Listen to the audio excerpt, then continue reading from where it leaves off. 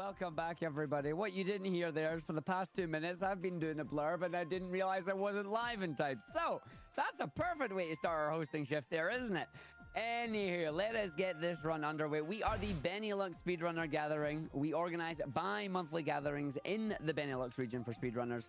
Due to the current situation with COVID-19, we're currently doing an extended BSG online event instead of our week-long annual. We've got streamers from both the Benelux region and the rest of the world bringing you entertainment during the lockdown. We're raising money for Mind, which is a nationwide organization committed to prevent mental health issues and to support everyone who has dealt with mental health issues themselves or within their family. All of your donations will go to Mind. And coming up, we do have the Super Mario Galaxy 2 race, and there is a bid war going on currently, or a goal, should I say, to do both racers going to race the perfect run at the end of this. It is currently sitting at 90 euros of 125, so only 35 more required to get that one. You really want to see that if you want to keep these racers going. It's going to be a very, very good race here. Can see Shadowfrost already enjoying themselves. I'm going to hand you over to both the racers here. Good luck to both of you. Yes, thank you, RGeek. So yeah, I'm Shadowfrost, so I'm racing Alaeussr over here. I'm over here, like about distance. I'm pointing at where your camera should be, I think. Alright.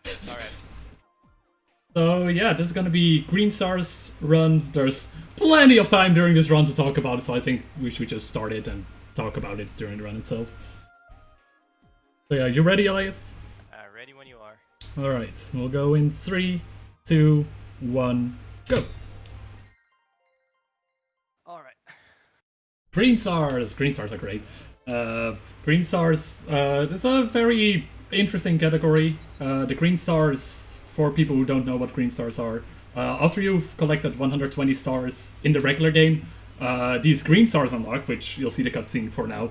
And these are basically extra hidden stars hidden in each level. And so yeah, this run, we're just gonna go past all of them. Right now, I'm gonna go to Sky Station, while Alaeussr is going to Yoshi Star Greens, because there's kind of a hard trick immediately at the start of Yoshi Star Greens, so yeah, that's usually a point where we like to reset immediately at the start, in case that messes up, but you know, this is a marathon. Yeah, I mean, probably not gonna go for the strat at the start, but I'm still gonna go for Yoshi Start, not mess muscle memory. From experience, it can get messed up really easily and just like end up doing the trick, or like then after going to Sky Station, moving past Yoshi Star, because let's just say I've done a fair number of runs of this category by now. Fair enough.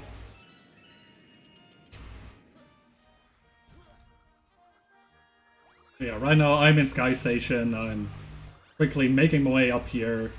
And you see me shooting star bits now and then, because in this game you kind of don't want to finish with star bits in your inventory, because at the end of the stage it will give an extra text box. So yeah. So if you see me skipping stuff with Yoshi, don't worry, it's perfectly normal. It's just obviously intended that Yoshi's not broken at all. Okay.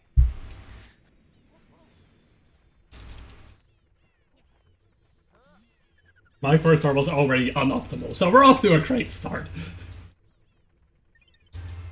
So yeah, oh yeah, go with it. I'll briefly mention this since, I mean, well, since we're taking with me the big guns out immediately. Yoshi fluttering is obviously, whenever there's a game with Yoshi, Yoshi has to be broken some way. This is no exception. In fact, I think this is the game where Yoshi's broken like the most out of Mario games, because you can literally cross levels without doing anything in the level, just fluttering. It's actually fairly easy to flutter. Yes, what? Can you put up the sound from Alaeussr? Yes, I can. Oh my. Sure, I can do that mid-run. That's totally fine. Give me a moment. I mean, at this point, since apparently Alaeussr isn't super loud on my end, let's talk about whatever I'm doing over here. Sky Stations 3. Oh my god, this is actually a little bit of a struggle to do this mid-run. Hang on.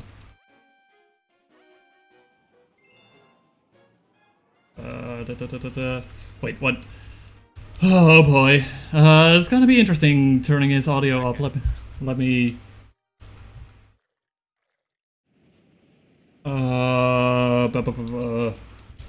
Give me during next hour. I'll have a bit of time during that.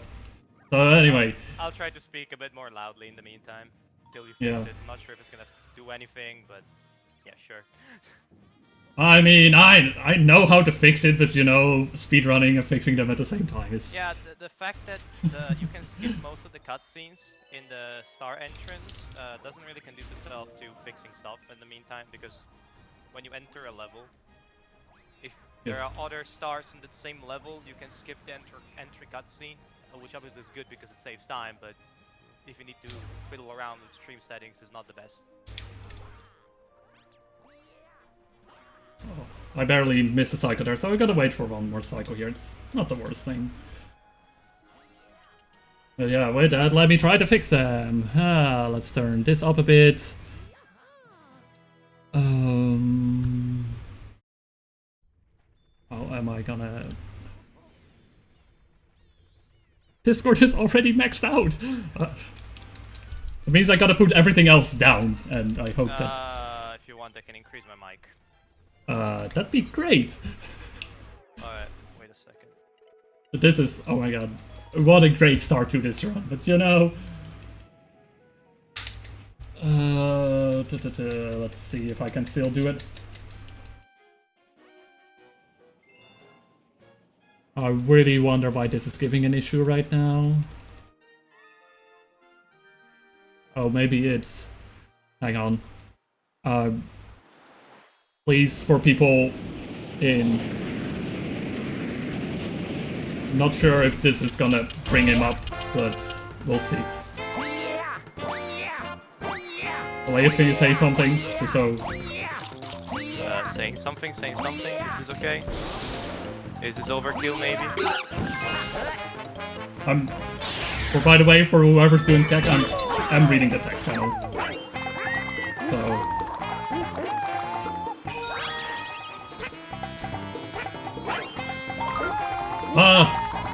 well, oh my god, I'm trying to go for a flutter here, which I don't think Alaeussr went for.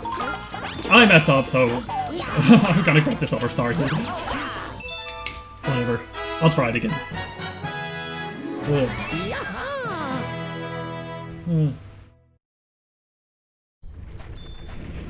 You can hear LA as well, but so can we hear the game audio a little bit too Alright. loud? Game audio is too loud, I can fix that. When Frost is doing a run and attack shift. Easy, you know. During these first few levels, not a lot is going on anyway. This world one is definitely one of the easiest parts of the game. Obviously, I mean, it's the first world, it's supposed to be easy, it's supposed to be the introductory section. It also means that some stars are really easy to find in dreams. Yeah, earlier I messed up the trick because I was working hard on the audio issue. Hopefully I can get it this time. Because otherwise it would be a bigger time of waste of time. I'll figure it out. Well, while you are saying World 1 is the nice, easy world, do you mind if I jump in for a sec? Go ahead. Well, we have got a $37 donation. It's meant to be euros, I think. From Ras saying, let's get that perfect run. And with that $37, that puts us at a whopping 1K raised for Mind as well. So do please keep your donations coming in because that is absolutely amazing there. And if I do a quick refresh on the bids page here, that is putting the current run at 125 at 125. So you guys are going to be racing the perfect run at the end of this race here. So good luck with that, going from the easiest to probably one of the hardest. Yes, thank you. Yeah, we'll be doing the perfect run at the end of the run because, you know, it's not a part of Green Star. So yeah, with that, I did a flutter there, which you'd skip going to one planet there. It saves about 12 seconds if... well, not even 12 seconds, I think. It's I think it's It's 12 seconds. I mean, I'm not sure about the IELTS version. I usually go for the individual level version in runs where I can reset freely. But obviously, if you miss that, that's you just lose a huge chunk of time. So I just opted not to take a risk early on. Don't worry, I'll take plenty of risks later for you all. All right, Stink. You know, I'm taking the risk over here by going for the flutter twice, and I made it, but with a little bit of issues. But you know, it's all fine. Also, you see me here pressing the first green star over and over, because if you select a green star that you've already collected, it actually skips that little bit of that intro cutscene, which overall does save quite a bit of time for every time you do that. You're going around Yoshi, because I don't want the cutscene. We just long jump to the end here.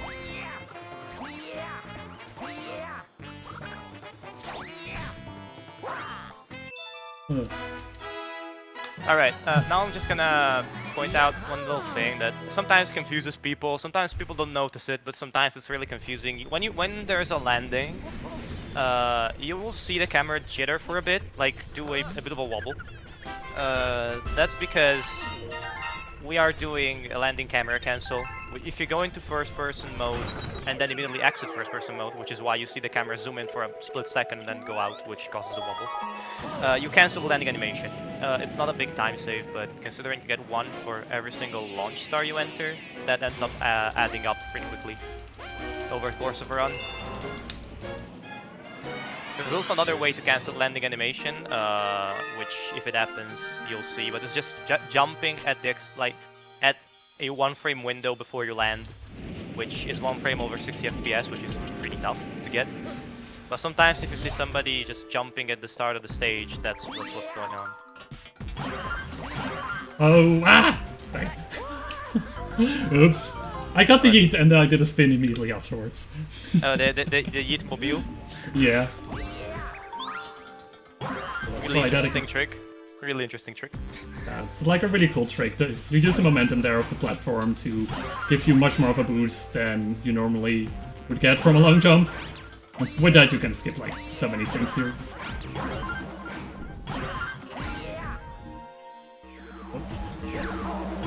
The momentum in this game is quite janky, honestly. The game engine has been tweaked a bit from Galaxy 1. Some tricks that were possible in Galaxy 1 are not possible anymore. But as a result, let's just say that the momentum got a bit wacky sometimes.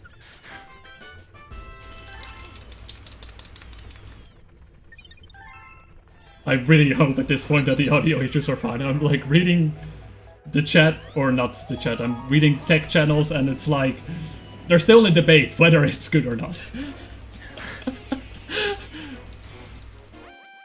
So, you know, who knows? Who knows? I turned the audio of the game down again a bit. I hope it's good now. Who knows? I'll hear eventually if I still need to change stuff.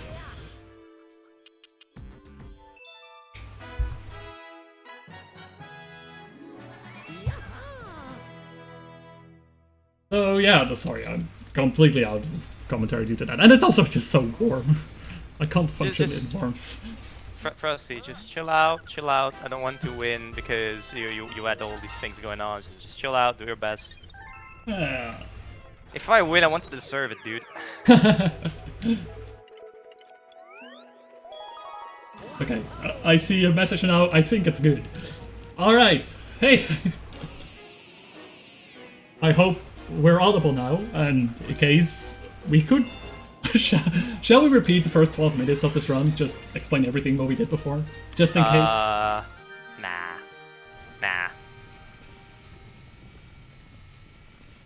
Alright, I see multiple people saying everything's fine. So, hey, let's go. Only took 12 minutes. Lucky for us, the run lasts quite a bit longer than 12 minutes. Because it's 120 stars, and 120 stars are a lot of stars. Wait, I'm almost done already. I don't know what you're talking about. Oh, right, we have like 126 by now, 127 or something. Yeah, it's just like, sorry, just 120 on top of the 120, dude. That's how it works. There you can use the drill to clip in the wall by standing on a correct spot. It saves a little bit of movement going to the other platform. I'm walking back. You know, drill power-up is slow. If you can avoid the drill power-up, you do. If you can avoid most power-ups in this game, because the power-ups in this game are a scam, just don't get power-ups. Unless they're the Cloud Flower. The Cloud Flower is cool. Yeah, Cloud Flower is the most useful one for sure. After that, Fire Flower, I suppose. Not the Cloud great, Flower. but yeah. Look, the Cloud Flower is the second thing, like this thing responsible for the second most number of broken levels behind Yoshi. So Yeah. you'll see what we mean in about 10 minutes, I think. 5 minutes, depending. I think that's about 5 minutes. Let me look at my splits. Yeah, 5 minutes, yeah.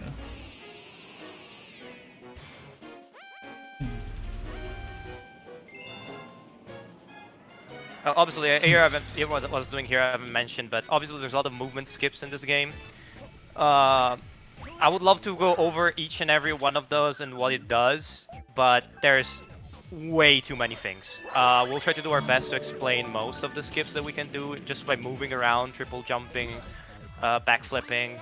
Just know that you can gain a lot of height in this game by triple jumping or backflipping and then doing a spin wall kick. The height you can gain in this game is insane on certain levels, so we use that to skip sections of the levels. You've seen it multiple times by now, if you've been paying attention.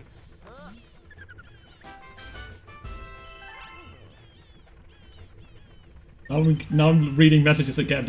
It's not good. I'm like, I don't know anymore at this point. I'm just gonna assume at this point that it's fine, and I'm really, really sorry if it isn't. It's so hard to do commentary because I feel like you're ahead of me. You probably are, and then to explain tricks that I'm doing after you've already done them, it's like. No, I know. It can be pretty jarring, honestly. Now another very small skip. Let's see if I can get it.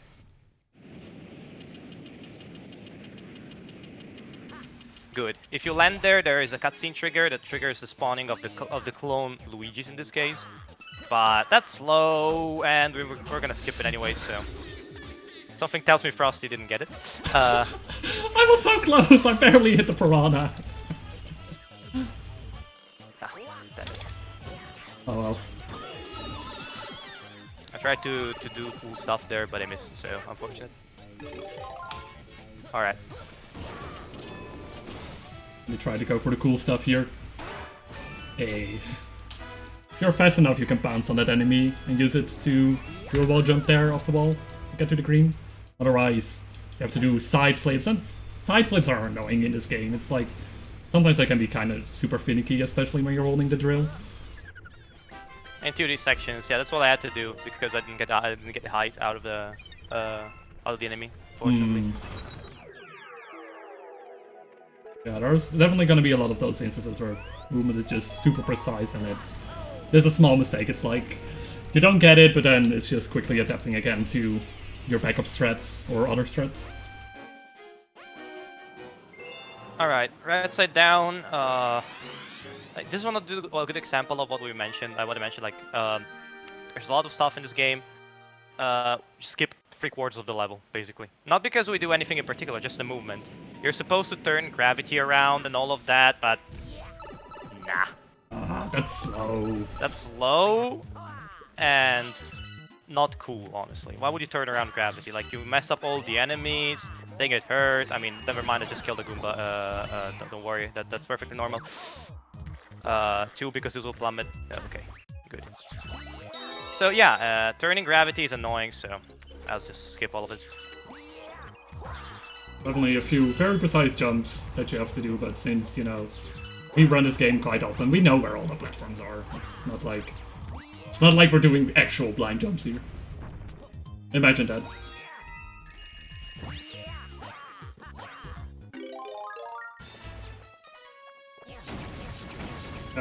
Here are boxes.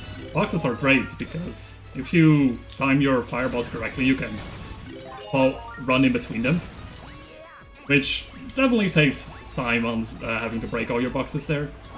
Oh, oops. I went regular any percent movement. Oops. Well, sometimes that's a thing that happens when, you know, you run this category and I also run any percent a lot. Sometimes you just kinda you use like you go to the same levels, but you use different strats for that level because you're going for a different star. And sometimes I kind of forget what category I'm doing, and then it's like, oh, oops, I had to go for that strat. Luckily, Yeah. I didn't matter that much there. Yeah, it's one of those things like you have muscle memory. Since greens are very weird, very quirky because you run for most of the time on movement that you do in other categories until you get to this movement specific section that's very small. Generally, it's like a very particular jump, precise jump. So if you're not having muscle memory up to date, you can easily just lapse and do any percent in which is what happened there. So yeah, it's very it can be tricky. Doesn't really help that generally when this run is not done as its own thing, so when it's part of bigger categories, it's generally the end, which can obviously running a game after you've been at it like 6 hours, 7 hours can have pretty weird effects on you. So it can happen to have a lot of lapses in that sense.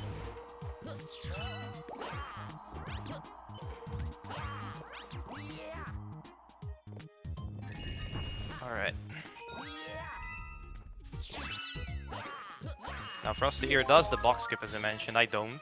I'm going for a bit of safer strats in World 1 compared to most runners. It'll probably change after we enter other worlds. I usually play it kind of risky in World 1, just because it's so early in the run.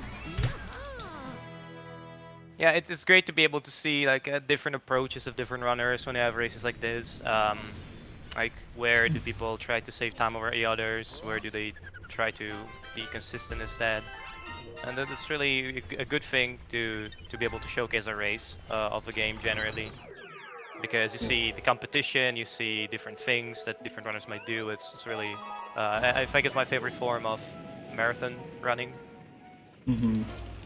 For sure, you know, we all got our strong suits in running these games, and you know, it's so great to show like two different sides of it of the run.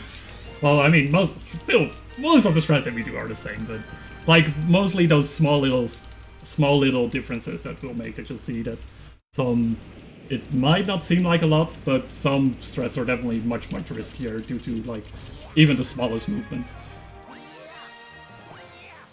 Okay, now Fluffy Bluff is a wonderful level.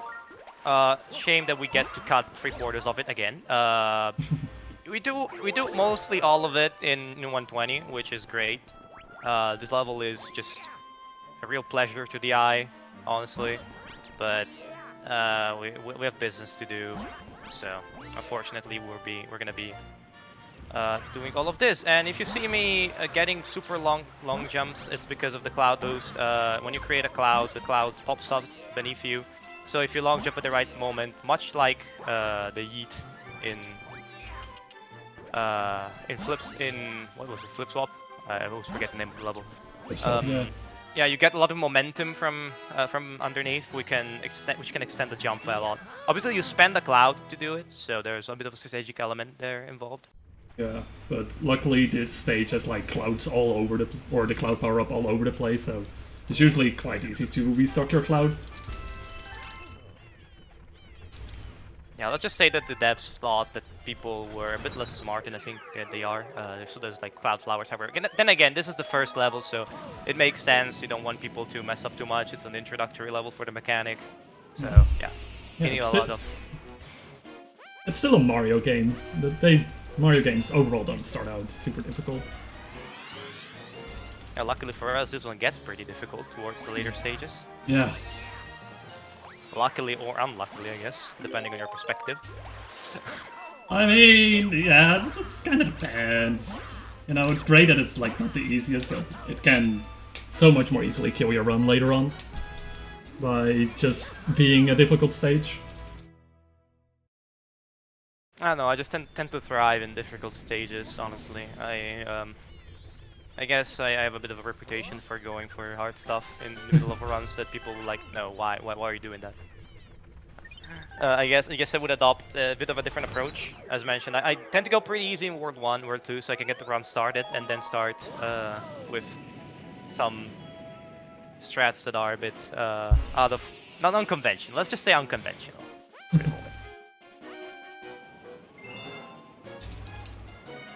Yeah, as we're finishing up Fluffy Bluff, I guess if Arctic has something to read or whatever, that would be a good time. Yes, we do indeed. We got a few donations in here. We got a €5 donation from Kin Sareth saying, "Nice anime garbage shirt there, Shadowfrost. This race is rad. Glad to be here for it." I don't know how I feel about that. I quite enjoyed your shirt there. Dang. And we also got a €1 donation from Junko Enoshima saying, "Junko Enoshima here. Good luck with the run, Alaeussr and Nagito Kamida. I wish you both lots of despair." No, not despair. I was donating earlier during a run where, I mean, Nagito Komeda was donating, and apparently Junko received the donation and is donating back now. So, you know, that's good to hear. Thanks so much.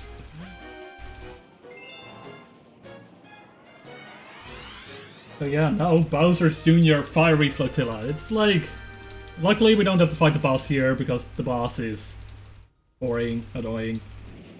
And what we're gonna be doing here is actually, I mean, we'll see some unconventional things here.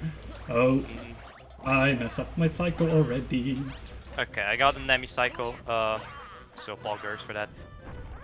At the end of it here, it's a bit of a skip. You're supposed to go on the other side of the planet and get the star, but you can time it with 2 precise lava boosts here. You can get this saves a few seconds. I would like to say like something now about it. This is strat, and a few other strats that we'll see are a part of a bunch of things that were incorporated in this game this year and the previous year, like late 2019, early 2020. Because there's been an absolute rush of players in this category, which used to be an afterthought basically before last year, and so a lot of things were brought to the fore of the category to try and improve it. One of these was this particular lava boost that was previously only done in IL rounds because it was considered a bit too complicated, too risky to go for, but now we're going for it. So yeah, massive thanks to all the people in the community who have helped innovate the game, or at least like making stuff consistent, develop it, all of this. It's been great to see this category grow a lot, which is another reason why it's here. It's been shown today.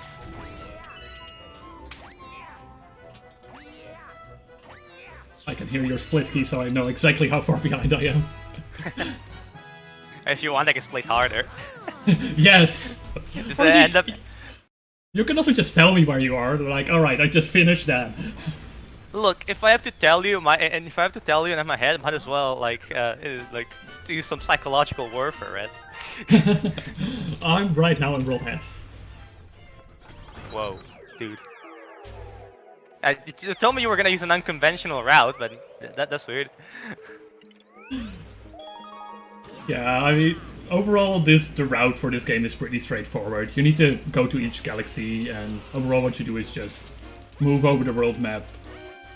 With, like, the closest galaxy on the world map, that's where you go to. Oh, after Puzzle Plank, where do you go, by the way? Boulder Bowl. Okay, because there's been, like, a recent route adaptation to just show how the route is straightforward, right? The route has been modified because of the discovery of a taster that not all the movements on the map take the same amount of time. There's a difference of a few frames. And overall, the levels have been rearranged to save a second. That's how much the rearrangement saves. A second. So you'll see us go into different stages probably at some point, but it's not gonna matter too much. At the end of the day, the route is still the same. The stars we get are still the same. And a bit of a weird long jump here. Again, another strat that was introduced lately because, I mean, if you look at it, you're seeing, that's super hard. Yeah, it's not hard. You just need to spin at the right timing. Did you grab the checkpoint though? I did, obviously. Wow. Look, it's a hard strat. I mentioned like it has to be done. It has to be done. Oh, where am I going? Fair. Yeah, it's like, it's that one checkpoint, like, right when you get to the wood-cutting planet. It's like, it is a little bit out of the way, but, you know, especially for marathon runs, you definitely should play it safe now and then. I definitely didn't go for the checkpoint. For sure not.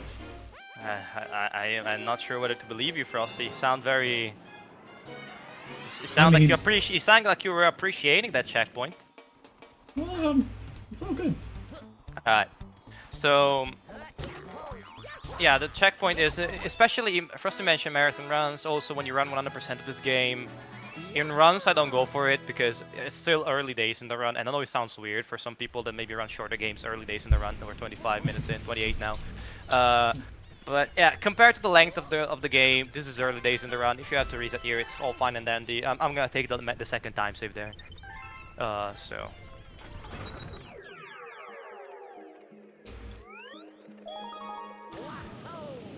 Alright, gotta pay attention here. Don't press the wrong green star. It loses way too many seconds. Yeah, it sounds trivial, but pressing the wrong star on entry can lose, if you have to see a cutscene that you wouldn't, loses 14 seconds. On average. Level dependent, but on average 14 seconds. And 14 seconds at a high level is a lot. It's a lot of time.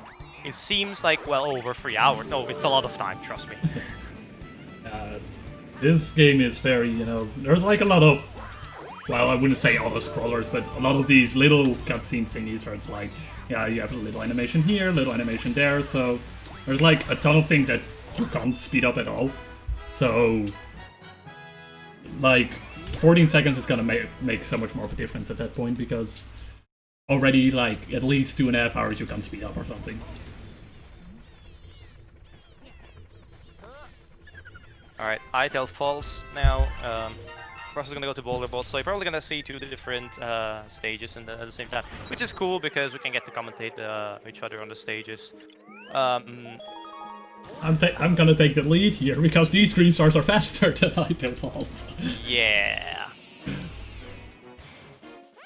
Itel Falls is a very, very tough stage. So is Boulder Bowl, but I think Itel Falls is a bit higher on the list.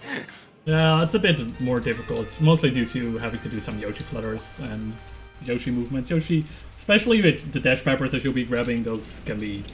It can sometimes be a little bit tricky to control Yoshi. On the other hand, I'm in Boulder Bowl, and Boulder power-up is bad, but we need it for 1 green star. Because... we need to get to this planet in the back here. I really started doubting myself for a second, like, wait, do I need to grab this once? I mean, the Boulder power-up is cool. I wouldn't... It makes sense as a power-up. It's like it's very specialized. You can't do much with it, but you can roll. And you can roll really hard. So... It can work. Pretty cool. You see Yoshi with the dash pepper dashing through this platform. So I'll jump here a bit to gain a bit of time. If you jump off the edge with the dash pepper, you can gain a lot of height. Now a very difficult flutter.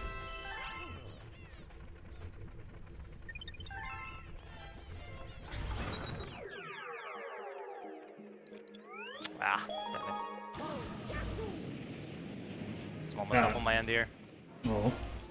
I'll get the other green star, so no big deal. In general, we try to grab green stars in reverse order, as in the furthest green star first and then heading closer to like green star 1. Mostly due to the fact that, in general, if you are not pointing at the screen, when you're on the star select screen... Oh, yeah, that went right. If you're on the star select screen and you don't are not pointing at the screen, it will automatically, when you press A, automatically select the first star that you haven't collected yet. So to avoid accidentally, and if we keep going into the first green star, it will always be we've already been there after one time and we can skip the cutscene. Overall, it's the safest way to avoid getting extra cutscenes going back to forth from furthest green star to closest. Yeah, luckily that's the second, that's not the first, so I can still mash to my heart's content for the moment. There are exceptions now and then though, where cycles in the stage might be different due to skipping that intro cutscene, mostly of enemy movement. But well, they aren't super often in the run.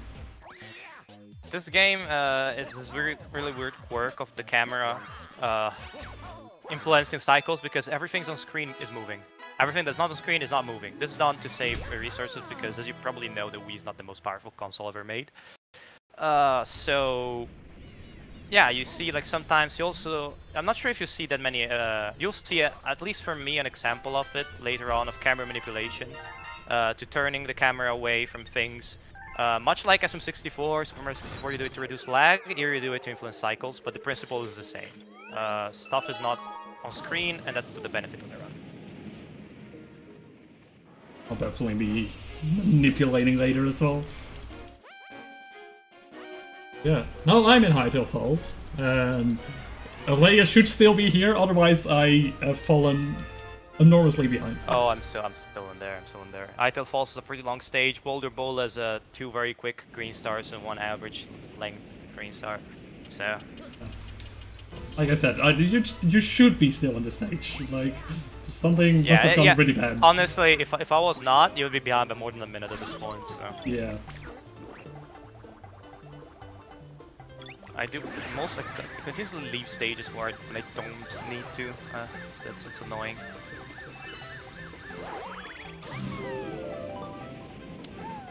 So after this, we're probably gonna fork the path again. I'm pretty sure we might meet again in Honeybloom, simply because that makes sense in terms of movement.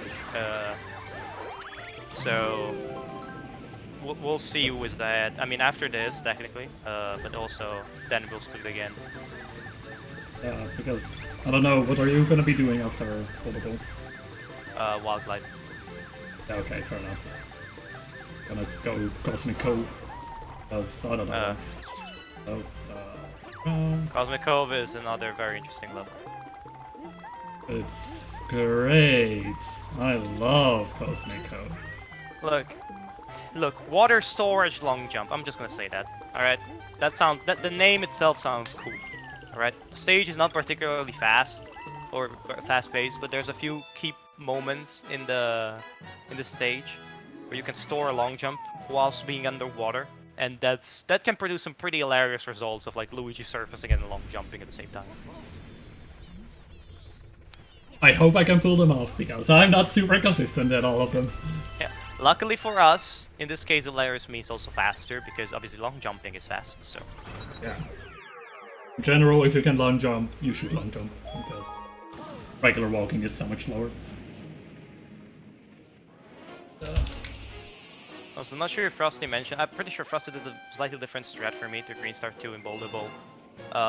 My camera is gonna be pretty funky, so just watch at the point. It's gonna be the next one after this.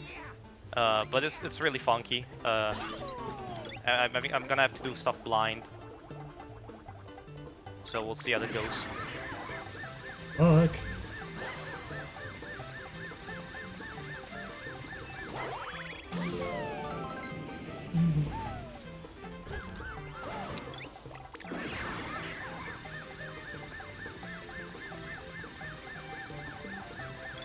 Yeah. You also see me taking the left path here in general, mostly due to the fact that we can still store pepper there after we've eaten it. And at that point, when we arrive on this next section, we're still running towards the next one. It's like so much better than not having pepper. Yeah, I mean, the time save of the path is 0.2. The time save of the pepper afterwards, still being active, is much more, honestly. The path itself is not the big prize there. It's the fact that you can carry the dash pepper. I know the Portal 2 run from before mentioned that they're not gonna use the speedrun gel, or the orange gel. We're definitely using the speedrun power-up in this run. It was really nice to have Yoshi be a bit more quick than he usually is. I almost messed up there, but luckily Yoshi can infinitely flourish. Sometimes it can be a bit weird if Yoshi is still in pepper mode and runs off an edge. Especially if you're not expecting it, because it's like, can be really difficult to readjust your angle afterwards. Alright. Blind camera right there. Normally, I know if I'm on track because of the coins. There's 3 coins there. If you're perfectly running straight, you're gonna get the coin even when the camera is off, so you're gonna be able to determine whether you are on the right track or not.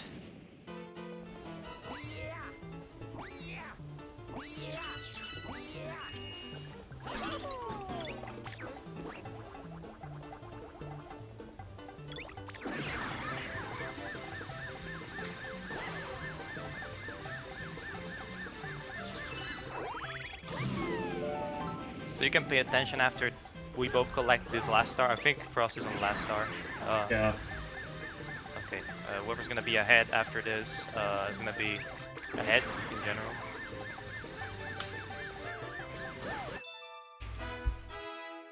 That sounds like 6 seconds.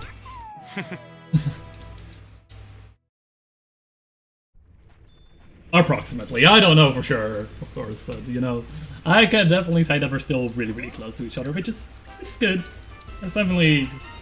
It can happen now and then that you just do a trick over and over and you just lose a minute, and then at that point it's like so hard to come back. Okay, so this section of Vital Falls, Boulder Bowl, let's leave Wild Glide out for a second and we're doing this stage, but this stage is not particularly hard. Then you have Cosmic Cove and Honey Bloom. This section is the first of 3 sections that for me are absolute run killers. Due to a lot of tricks being you have to perform in these sections. It's very, very tough. It's a very, very tough series of levels. Yeah, they're tough. Some of them aren't that interesting. I mean, I personally am not a big fan of Cosmic Cove. I even started with Run Movement again because... Well, just whatever, Luigi just starts swimming. Because, yeah, Cosmic Cove involves a lot of swimming, and they removed the super good swimming from Galaxy 1, where you can just keep on spinning and go kinda fast. Honestly, that's a good thing, because of the amount of swimming you have to do in Cosmic Cove, you would destroy your arm. I mean, this is still really boring. You can in my opinion. You can optimally shake to swim faster, but it doesn't matter. It doesn't matter. It doesn't matter. It's Cosmic Cove is a level that's a weird opinion, I guess, because most of the community doesn't like the level. I appreciate it for what it is, which is a nightmare if you're running at a high level. Yes. There's like few of those things that are just like super tough, but and it also involves like a lot of the swimming and I mean, in this heat I would love to go for a swim, but well, not this long. Also, can we just get a shout out for how much these lads can hold their breath underwater? Luigi a bit less so, but Mario, Jesus, Mario's lungs are, I mean, people joke that he's fat, but that's not fat. It's like his lungs have expanded inside his belly. Just like... And they're enormous, like... You know, it said that he weighs like something like, I don't remember even his weight, but it's like 10 kilograms of this is just air that's compressed in his lungs, dude. Yeah, and even when that bar is empty, it's not like he instantly dies either. It's like you'll slowly get some damage, you know. And Mario, the greedy person, and Luigi, the greedy persons they are, if they grab coins, they're fine again. Like, who needs air when you have money? Yeah.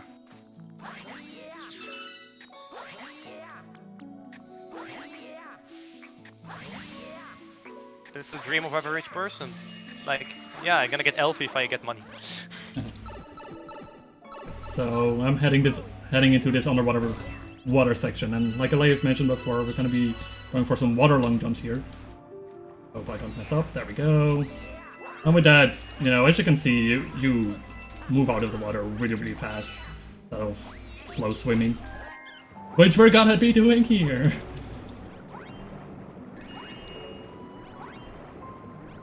Alright, I'm entering Cosmic Cove now. Obviously, Wild Glide is not a particularly fast stage, so particularly slow stage, so I'll be right behind Frosty and entering Cosmic Cove. One thing to say, some galaxies have 2 green stars, some galaxies have 3. The number is simply dependent on the number of regular stars that's in the galaxy, so some galaxies are either straightforward galaxies, for instance the Alaeussr galaxy where you just use motion controls, so just 2 missions, 1 normal and 1 race. Or sometimes it's extra galaxies that you unlock using star bits. We have the luxury of having them all unlocked by now, because this run is started from completed 120 star file. So, but also those galaxies have 2 green stars, but most of the main galaxies tend to have 3 green stars. So as you can see, Cosmic Cove was 3. Many people would wish the number was 2, but alas, that's not the case, so too bad.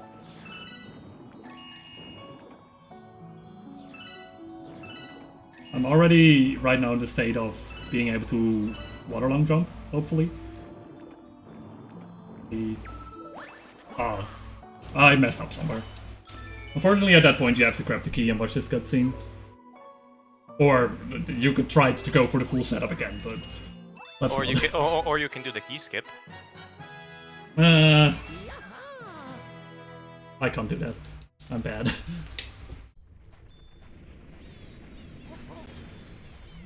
Let me phrase it differently then. Unfortunately, if I don't make that threat, I'll have to grab the key. Oof. Sorry, that was my intention. Yeah, I don't know every reset in this game. Mostly because I focused a lot of time on learning that trick, and it's like, that trick is so annoying, and I always mess it up anyway. So I'm not even that bothered by it. You'll see a lot of interesting mechanics in Cosmic Cove. Like there's a lot of small optimizations that you'll be able to see as well, like how to optimally long jump and skate to be as fast as possible. There's 2. How many water long jumps do you do? You do both of them, or just do one? I go for both of them. I mean, for the Green Star 2 and Green Star 3, like the first one is. I'll go for both. Okay. Because the second one in particular, like the one for Green Star 2, can be a bit tricky. I think that one is actually easier than the one for Green Star 3. Oh really? Well, I think it's the other way. The beauty of having different relics there.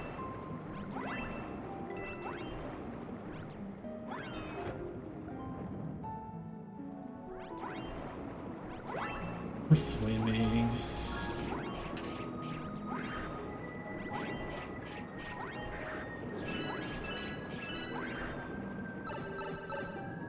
Oh my, it's actually raining outside. I'm so happy right now. Frosty was melting in the heat. Now let's see if he gets reformed by the rain and catches up. Nope, I messed up. The rain distracted me.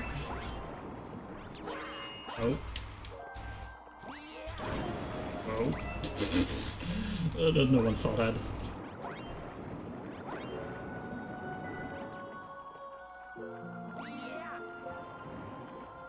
Whatever.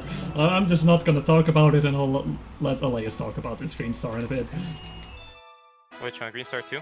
Green Star 2. That was a complete mess. I might have hit some mines in the water. Well, so did I, so... Unfortunately, I'm afraid I'm gonna have to lose a cycle here, which is a shame. Or not, because I was out of the cycle. Good. Okay. Okay, now in this target cutscene, I'll go a bit over how the long jump storage works, like the nitty-gritty of the mechanics, since it can be interesting to see how a lot of games are broken. So, the idea here is that when you are underwater, the game skips a check for a long jump. Obviously, the check of the animation fails but is overridden because of other circumstances. So you don't need to be in a crouching animation. This is one of the things that you need to long jump. The second thing that you need to long jump is enough speed. You need to have enough walking speed or general horizontal speed to be able to start a long jump. Otherwise, if you crouch and jump from the standstill, you get a backflip. Now, this is all fine and dandy, but obviously, if you want to be able to long jump from the water, you also need a third check, and that's the Z press, obviously, because the game checks if your C button is pressed, and obviously the A button, but the A button is not an issue, just pressing the jump. So, if you enter the water, right here, with the Z button pressed, you are passing all the check marks because the animation check does not occur, whereas everything else, I gain enough speed, I have the Z button pressed, and I press the A button, so I'm able to jump. Which is pretty hilarious, honestly, seeing a long jump from the water, but it's pretty cool because you can do some interesting things, like you have already seen. Grabbing that star without needing the key. Or like skip a significant section here. I hope I'll make it. As I mentioned, this long jump for me is one of the hardest ones in the game. Then we had to Oni Bloom, where I hope I make the really cool strats because they're really cool and fast, most importantly. No, that is cool is the most important, right? Okay. So you guys, what you're saying is that people want to see the swag points, right? People want the swag points. All right, I'll try to give them the swag points.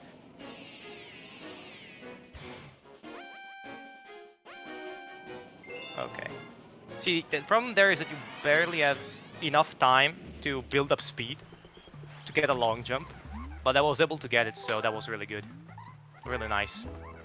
Ah, I wasn't paying attention! Oh no, you missed the green star. No, I'm watching the tutorial. Oh no, what star it is? Wild Glide. 1 or 2? The second time around. Okay, the second time around isn't too bad. You only have to do half of the level, so. Yeah. But still, you know, if you press the correct option there, you know, skip that tutorial. But oh, like... you got a tutorial! Oh, okay, I thought you would die. You thought you missed a star. No, I pressed the wrong button. I wasn't paying attention. Tutorial skip is not free, guys. Confirmed. Don't. I mean, nurse, it's understandable. Now, Oni Bloom, and I'll honestly let the stage speak for itself, because it's just great, honestly. It's my favorite stage in terms of speedrunning movement, honestly. It's absolutely amazing. It's super impressive to see if everything goes right.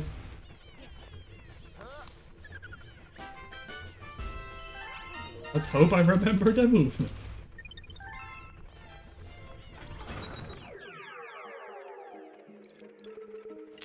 Fortunate here, I have to go for the backup.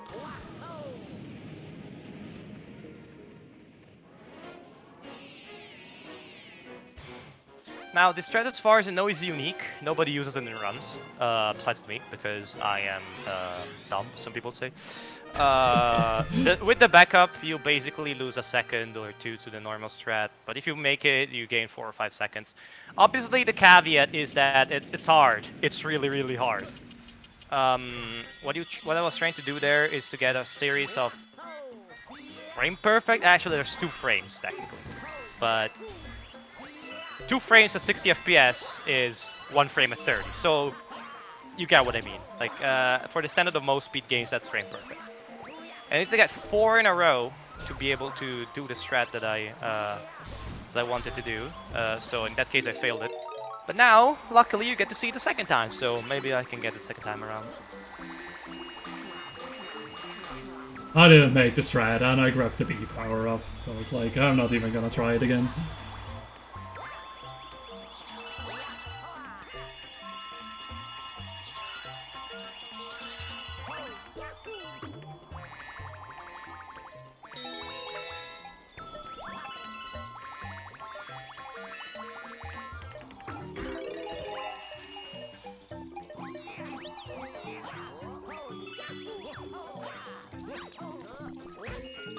Oh, look.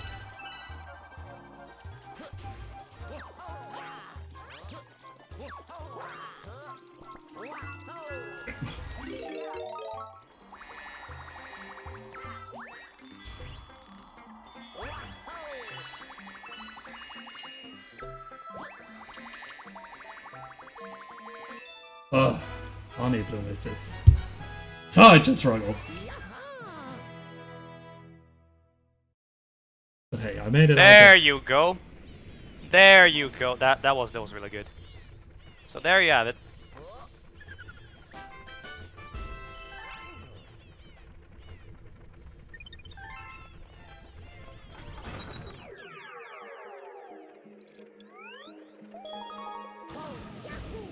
I honestly don't know for what stretch you go there, so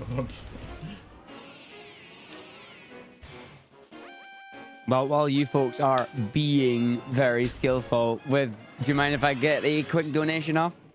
Yeah, sure. We got a €1 donation from Diabentos saying, just advertise this upcoming Galaxy race everywhere, and I hope a lot of the runners are tuning in. Good luck to both of you, Frosty and Alaeussr. I hope this is going to be an epic race. Give it your best. And I do want to let everybody know as well, we do still have a number of bid wars open. The next major one coming up after this run is Godzilla Save the Earth Any %.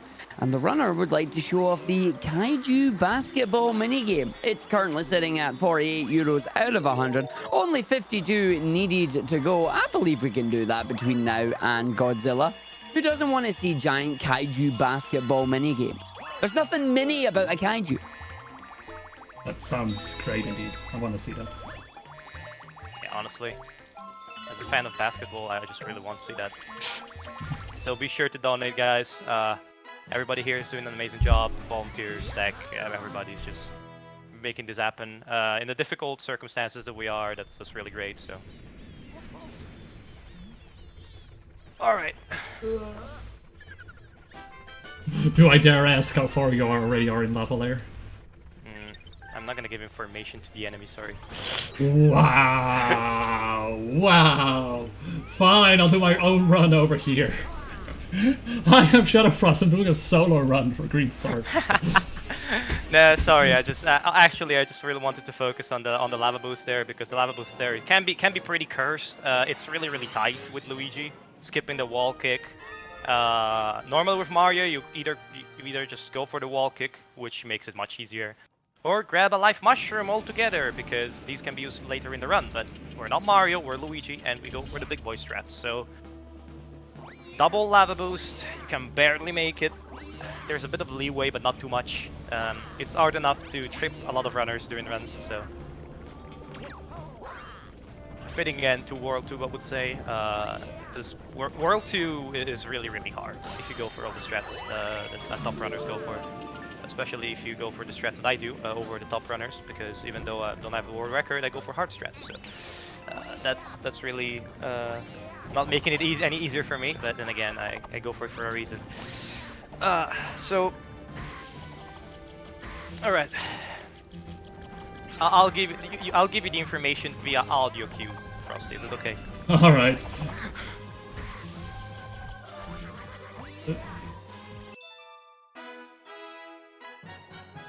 Luckily, I got that lava boost as well. Otherwise, I would have felt really bad. The bad part about the lava boost is that I gotta do it twice, so... I mean... Luckily, there's a checkpoint in front of the trick, so they don't lose too much time if you fail it. But it's still annoying, right? Because you're at the end of World 2, you think, alright, I got through all the hard stuff, and then the lava boost screws, you know, oh, damn it. You're like, damn it, dude. I really wish I made it through. I knew I was doing something off. I did Green Star 1 first. No big deal though. Will mess maybe a little bit with the swamp cycle that I'm used to.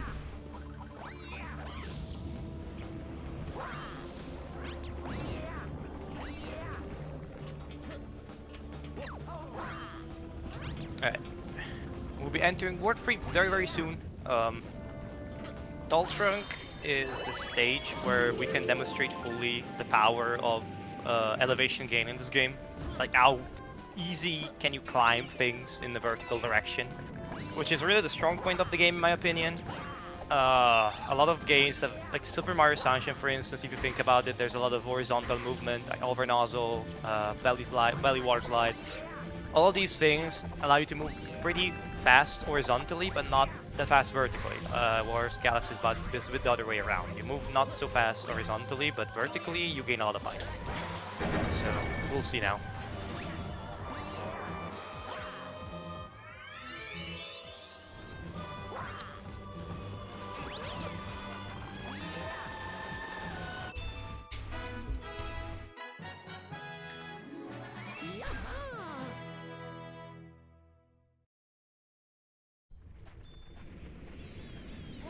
So you have to climb this tree, so which gives the name to the galaxy. and it is a really interesting level. Later on, there's gonna be a big slide.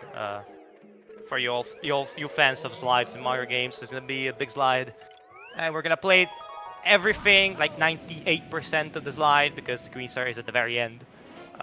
So we'll see. Can the entire enjoy slide. good music over there. Yep.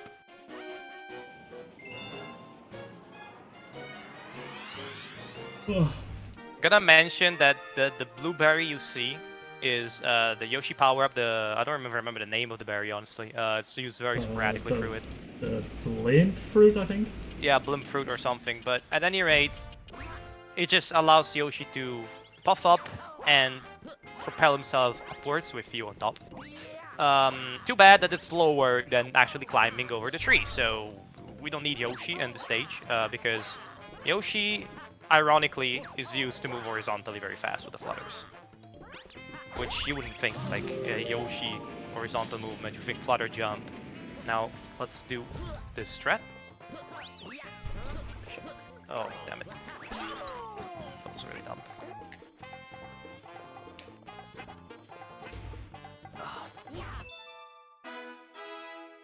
Alright, so for the standards of a Galaxy game, this game is really fast-paced.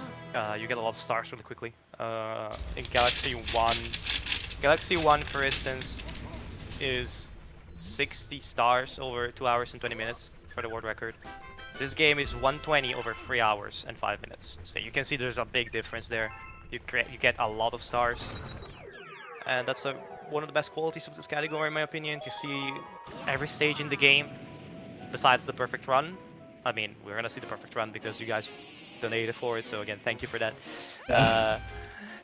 So today we're gonna see every stage in the game, which is really great. Something that doesn't really happen often with categories that are not 100%. We don't get to see the tutorial level though, that's in the Mushroom Kingdom. Oh, right. It's not even a stage. You cannot even access it. Yeah. So sorry, I'm not gonna count as a stage. I mean, we can play it for the memes if you want. Yeah, but we'll just start a new save file. Any movie percent.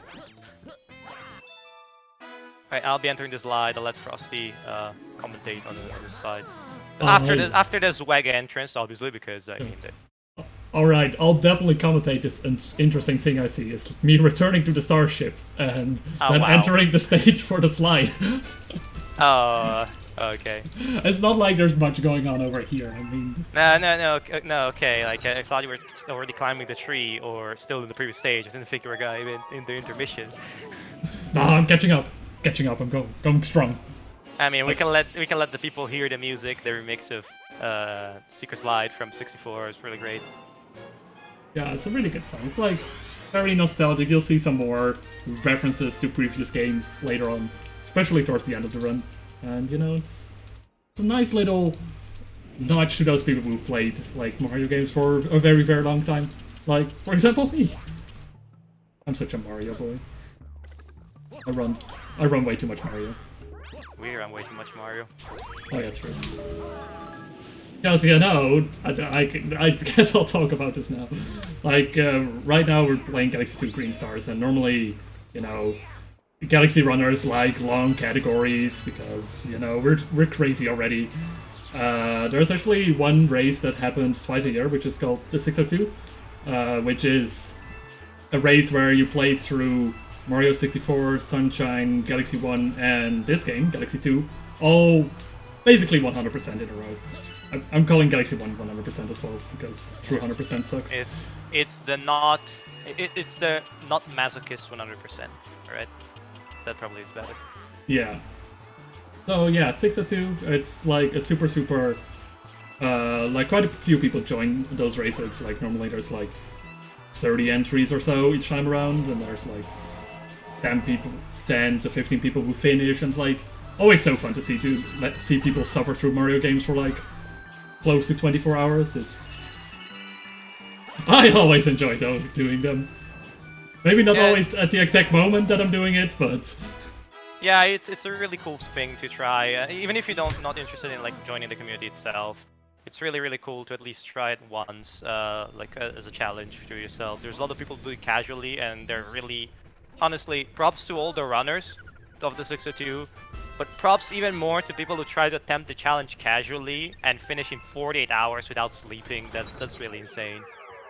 There's an additional dimension. Obviously, you're not going super fast because you're not a speedrunner, you're not doing all the flashy things, but you still, I appreciate a lot the people that do it because they still rise up to the occasion, they still challenge themselves and make it, whereas other people, for instance, don't. So it's really cool to see them. Yeah. At this point, I want to give a quick shout out to Peking Budo, attempting the 602, previous 602 on dance pads.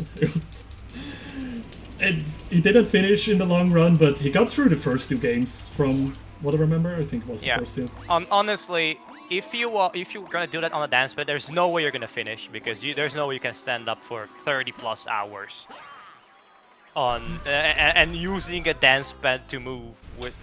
No, that's absolutely insane. So mad props to Peking before even trying something like this.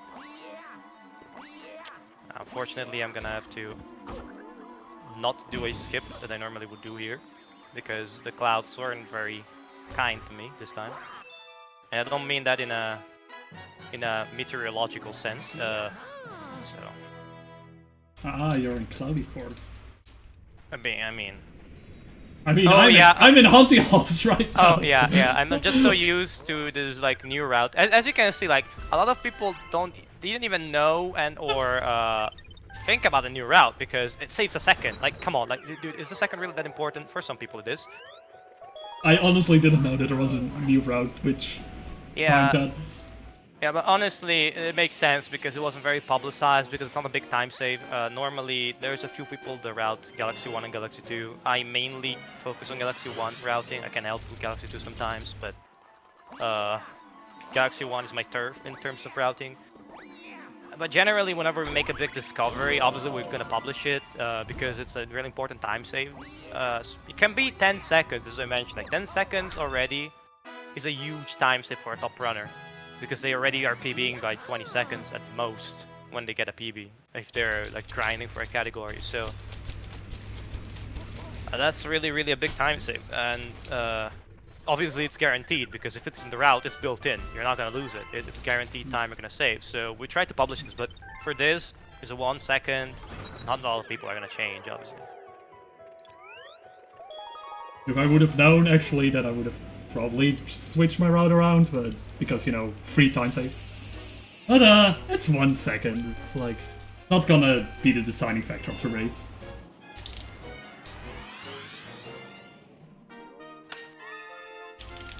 They're gonna go to beat block right after this, right? Yes, I will. Alright. I mean, I'm still in Hansi Halls. I died, and I didn't want to mention it, but I died. That's okay. Ontials is...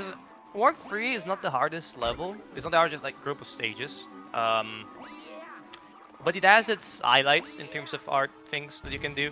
And yeah, Ontials is definitely a sleeper stage. They can catch you off guard. It's very punishing if you fail because normally death is very costly. Unless it's the very beginning. It's the very beginning is really easy. But later on it can hurt a lot. I died again. I'm doing great over here. Sorry, I'm not used to this cycle. Oh yeah. So there you see, that was a first frame jump. That is in fact frame perfect, like 1 out of 60 frames. There's no reason not to attempt it. Generally, I'm not gonna go into specific. Let's just say there's no reason not to attempt it. But it's really nice when you get it. It stays a second generally, but obviously 1 out of 60 frames. It's less than 200ths of a second. Let's just say you don't get too many of those normally. Frame perfect inputs on 60 FPS are really like something else. Even compared to 30 FPS. I run myself SM64, Frosty runs SM64. Getting a firsty at will is not super hard. I mean, if you try it once or twice, if you have skills built up, you can get it. It's not that hard. But it's amazing how closing the window, like alving the window, makes it just so much harder to get. Like at that point, you really need to be accustomed to the game for sure, but also accustomed to your own exact setup, because, you know, even that small little delay, that if you, like, any delay difference just messes with you, like, you can definitely just throw that out of the window, like, yeah, I'm not getting that. Yeah, if you switch capture card, for instance, well, that's gone. You have to reaccustom completely, because obviously if there's 2 frames of delay in the difference, well, that's already twice the length of your window, so it's completely gone out of the window. Pun not intended. Oh god, I'm sorry. Sorry, I did a backup there, and I was slow on my cycle. But yeah, this is beat block, this entire stage is based on cycles, and obviously I try to go as fast as I can to make certain cycles, but unfortunately there I made a small hiccup at the start that I had to go for a full cycle slower. But that's okay.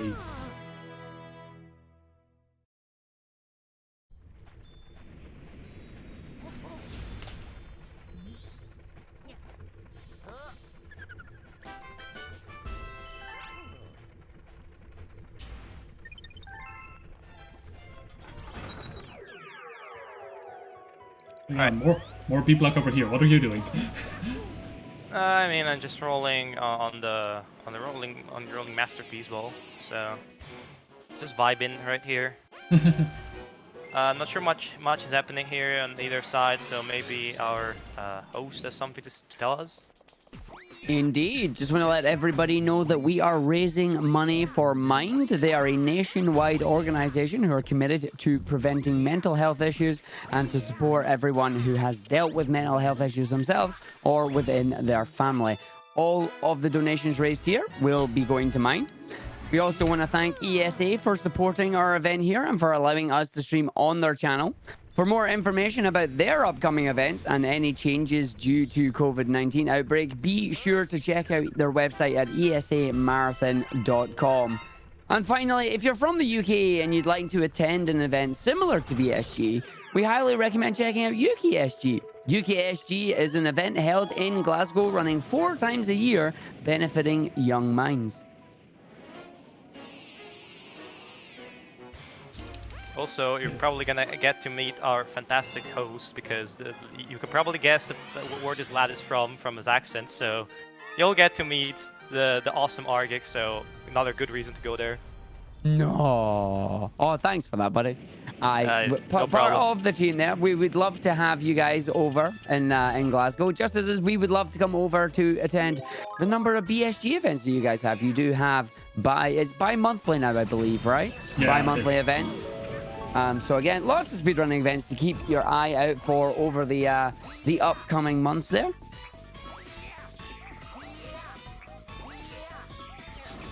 Alright, have you already touched Freezy Flake? Or not? I'm just right now entering. I was about to say, I kind of messed up there a little bit. I wanted to grab that Fire Flower there to try to go for a fast cycle closer towards the end. But I missed a Fire Flower, so I'm going for Green Star on the first.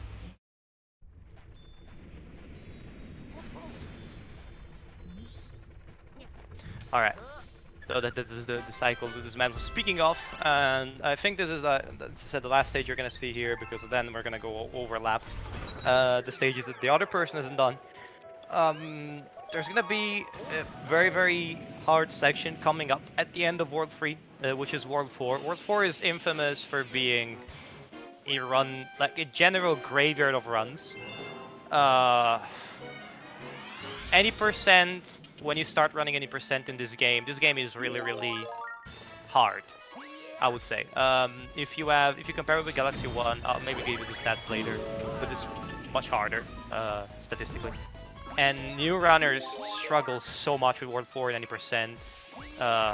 World 4 gets harder in Green Stars the more strats you do, you'll see some wild stuff. It's generally a really, really bad place for runs.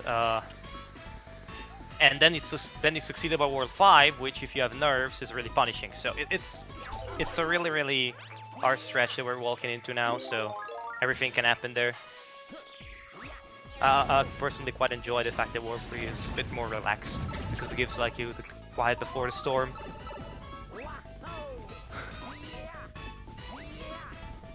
I unfortunately couldn't make the cycle, so I had to grab an extra Fire Flower there.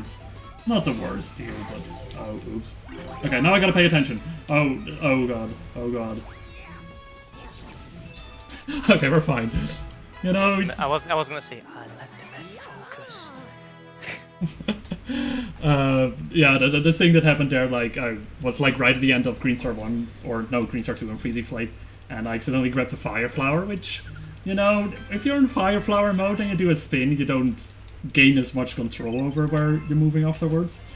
So it can be a little bit tricky when you're trying to go for that Green Star there, but it was all fine. It was all fine. No, wait, I normally carry the Fire Flower in there. Normally... Never mind. Maybe go for a different strat than you do. Like, Probably. Ideally, I wanna, with the Fire Flower you get on the second planet, barely be fast enough to break open the pipe. It's barely doable. Oh, cool stuff. Well, that's a cool time for me to practice for. Yeah, I couldn't make that, so I was there with... Well, had to do some other strats. you see the boulder power up again, used this time in an icy stage. It's a really nice touch that the boulder gets all snowy when you roll it. I don't know, this game's attention to details is one of the things that amazes me the most. That a lot of stuff is really cool, like you take it for granted, but they could have just left it there and not happen, but they did because it makes sense and it's really cool. Now, I think it's the first use of a homing ground pound in this run. Just the homing ground pound on the star. The homing ground pound obviously homes into the nearest object you can ground pound, and the star is an object you can ground pound, like an home on it. So instead of having to fall down carefully, I just found out that, well, sure, let's just do it. It's easier. I think it's slightly faster and 100% safe if you get into the right circle to start it. If you're too far, obviously you just fall into the abyss. Into the abyss, and if you didn't grab the checkpoint like right to your left there, it's very, very punishing. Yeah. Because you're right at the start of the stage again. But yeah, we're both done with Freezy Flake now, so we'll get to see the other stages. Chat can decide whether we do different strats or not. Mostly the same over these few stages, I would say. Not super big strats. I mean, I have Ontials, right? And I have Beat Block, and you have what left? Rolling Masterpiece and Cloudy Chord. Oh, that was very risky. I had a bit too much forward momentum there, almost missed the star. See, Ontials, 1 is one of the exceptions that Frosty mentioned at the beginning. If you have one of these, the fact that you don't always do the first star last, you do it first in Ontials because of the cycles that you get in Ontials too. They are much more easy to work with. You can go for Yoshi Fan cycle in Green Star 2 if you forget that. I did that yesterday in my run because why not? But it's not a cycle I would recommend anybody to go for.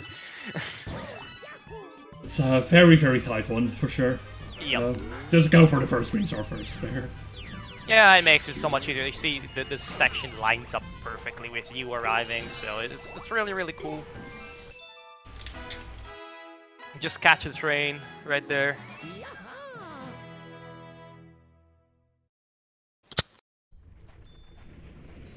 Remember, guys, stay hydrated. I'm still so overheating. Like sometimes I just grab like this book that I have over here and I just start using it. As oh, a fan. that was the sound of the paper flapping right there. Yeah. That's what it is. I mean, it makes sense. I'm dying over here. Okay, not really, but it's. I mean, I did a stream once from your place. We streamed the 602 together in the winter of 2019, and I can tell you, in the middle of the winter. Alright, in the middle of the winter, with 2 people in that room, it was too warm. We had to open the window. Yeah. In the middle of the winter. So you can imagine. I can imagine right now this man in the summer in that room. It's probably not gonna be super comfortable. Not the greatest, but this is like the only place I can make my setup work. Otherwise, I would have moved it downstairs, where it's 2 degrees cooler, but it's still super warm. Fine.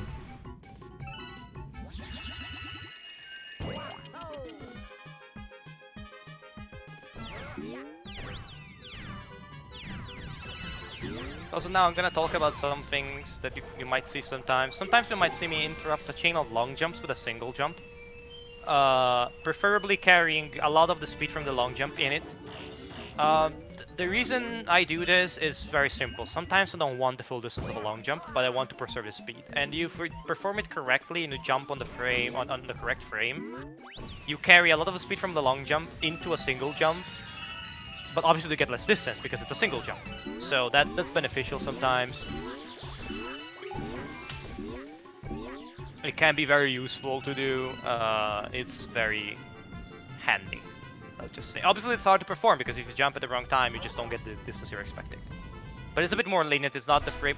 If you do it one frame later, you lose a bit of speed, but not all of the speed. So it's not the worst thing ever. But it can be a nice, cool time save.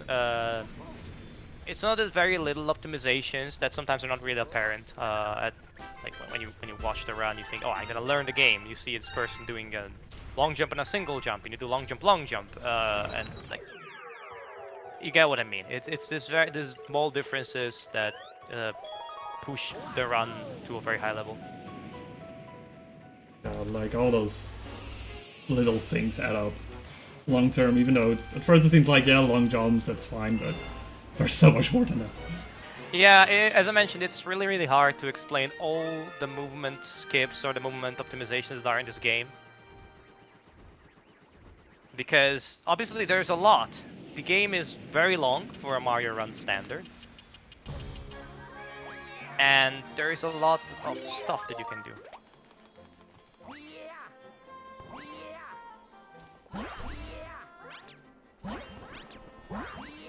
That was very dangerous.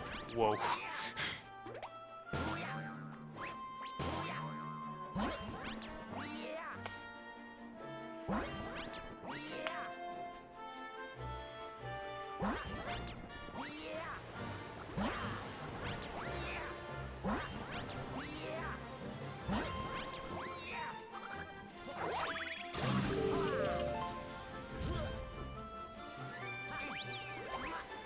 Alright.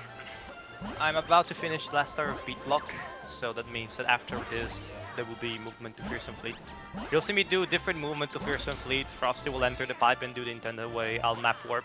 The map warp is about as fast as the intended way. Ironically, it's the rest of the things. And I call it map warp like it's a particularly weird trick.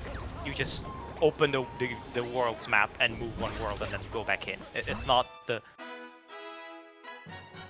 the hardest thing ever. Just so you know, like you'll see there's very tiny difference in the route.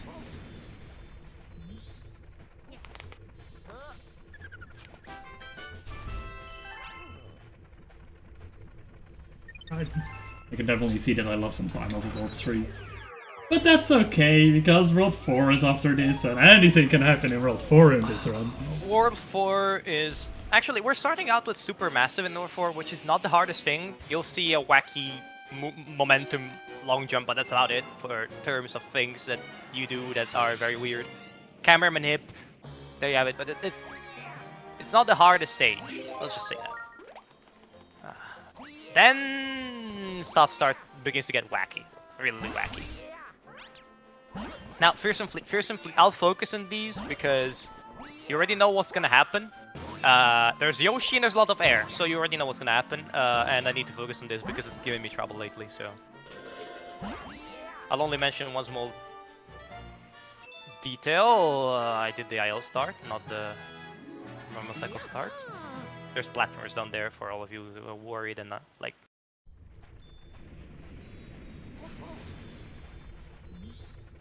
Lovely. Yeah. Case in point. Really annoying. See, that's why I did the single jump there. I just practiced it so much that, yeah. There you go. You get what I mean. Difference between IL sometimes and runs themselves. Just those different beginning cycles. It's something you gotta be aware of.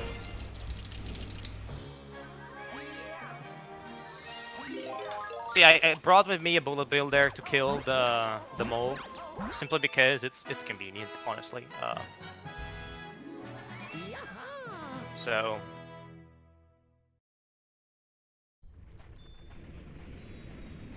that's a really convenient strat. Some people go for it without killing them all. I'd prefer the 2 seconds time save in that particular occasion over risking it and failing it. Well, I'm gonna go for it, I think. Depending on how my beginning movement goes.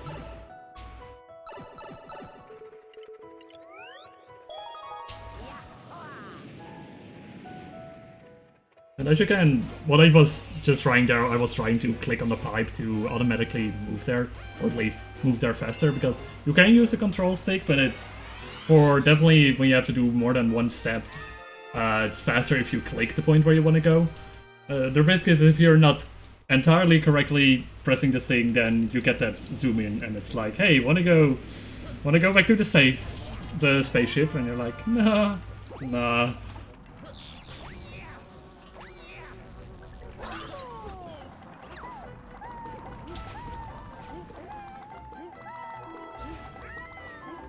Whoa.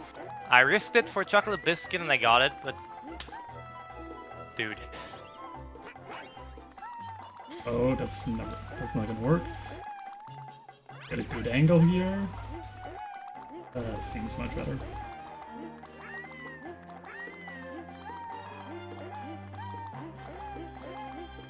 Oh, that angle was so good! That angle can be really tricky to aim for the green star there, especially with the camera turn. It's really, really precise. Alright, do you do Moon Flutter? Yeah. Alright. That's a really cool strat. I'm working on it, but I don't feel confident enough on it, honestly, to do it. In a run, maybe, if I have to Hail Mary it, but not in a race. Not at all in a marathon, honestly, so props for Frosty for getting it down. I've practiced that flutter a lot. Overall, I feel like the thing that I know best in this game are the Yoshi flutters. That's usually the parts where I can usually quite easily pick them up. It's a very important section, like, skill in this game. Obviously, the Yoshi flutters are part of a lot of skips. If you've never seen an 90% run of this game, definitely check one out, because there's a wild skip at the end of the run, like legit before the final boss. Yeah, that's the best skip in the game. And honestly, performing that skip at the end of a run when you're on PB pace is really, really hard. This man just scoffs and like acts all tough, but he knows that it's really, really hard. And a lot of world record pace runs have died to it. I know that for a fact. So... For some reason I was thinking of a completely different skip. I was thinking the skip right before the final level.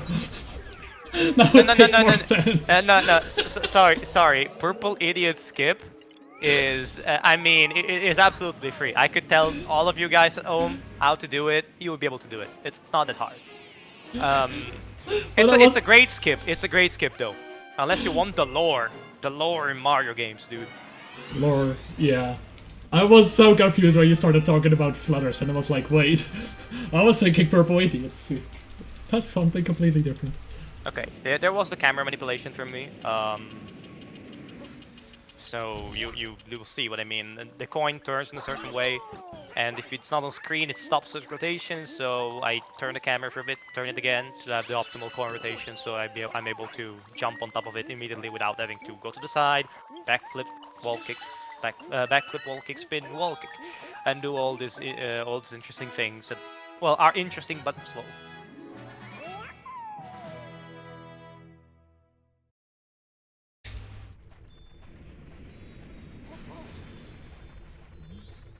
Alright, again, another case of remembering to enter Green Star 1 here. Alright. Because you're doing Super Massive first, right? Yes. Yeah, I'm in Sweet Mystery right now, and Sweet Mystery greens by themselves are like super easy. Or at least super fast, I should say. Because both green stars are like relatively close to the start. And with Yoshi, it's like you get there in no time. Yep, I'm not sure which strat does this man go for, but I'll go for my own strat for Swift Mystery. But before that, I'm gonna be in Flipsville. So, and I believe Frosty is gonna join me soon in Flipsville. Is it? Oh. Or are you already in there? I'm going there now. All right, pretty cool. Let's go. Both in Flipsville. Flipsville is wild. I hope I can get the fast cycle, affectionately called the gamer cycle for obvious reasons. To see, you'll see what I mean. It's a very, very tight cycle on the platforms. You make one move mistake, it's dead. So, we'll see. It's gonna be a rough one. I remember when I was practicing a few days ago, I was struggling with the strat a ton, so I hope I can make it today.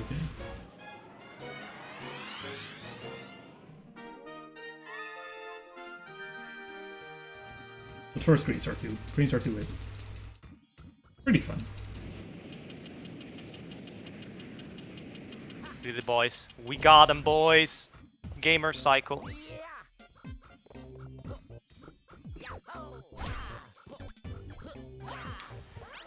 Also, a big That's shout out to psycho. Captain Toad.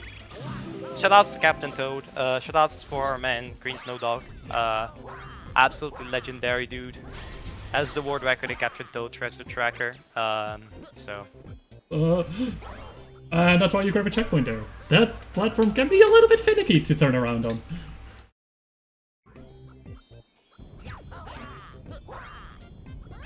Now that I've gotten the gamer cycle, we're officially gaming, boys. Let's go. I'm struggling. Yeah, I haven't mentioned, or we haven't mentioned the entire, like, part of the fact that we skipped 3/4 of the levels to get there, but that doesn't matter, does it?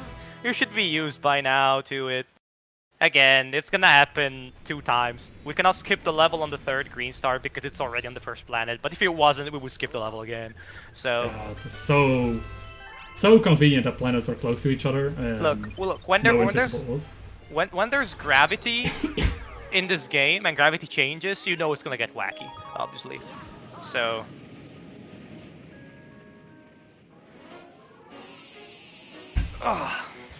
This one.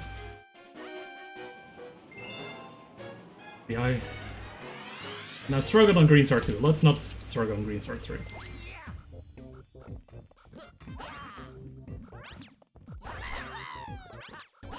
Yeah, Green Star 1 is, we're gonna use a particularly weird strat. You're gonna see me wall kick twice at a 90-degree angle, which normally shouldn't be possible in this game, but... Let's just... I mean, it is possible, but it's really hard to get when you're starting from not 45 degrees. So, we'll see. That luckily was good enough. First try. Let's go. I really saw that I did my homing ground attack, homing ground pound. I thought I did it too far away, so I was really afraid of missing the green star right at the end. But it was all good! Nothing to worry about in this game.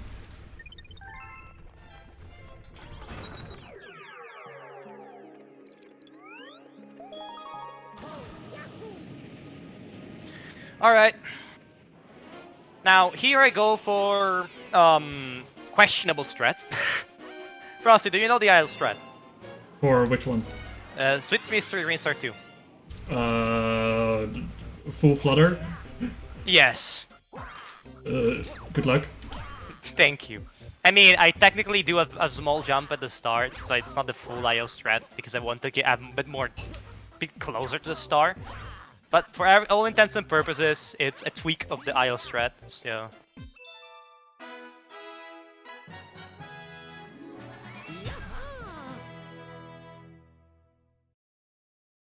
This is not good enough, so I'll drop and get one. I didn't like my angle there, so that's why I dropped and got one. This is a very good thing in this stage. The angles for the 2 green stars are very close to each other, and they work very well. So if you mess the angle for 1, for green star 2, you can just go get 1, because it's too wide open. And if you mess the angle because it's too narrow, you can just stop and retry. Because obviously there's a platform underneath you, so... It's a really good convenience, but now I don't have the luxury to be able to retry, obviously. So... Good luck.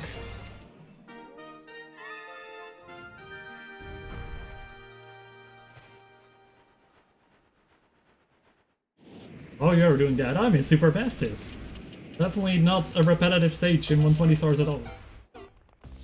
120 stars, this is, in my opinion, a very boring stage because you basically do the same stage 3 times in a row. Green stars aren't, luckily, not that bad because Nice. we're all really close.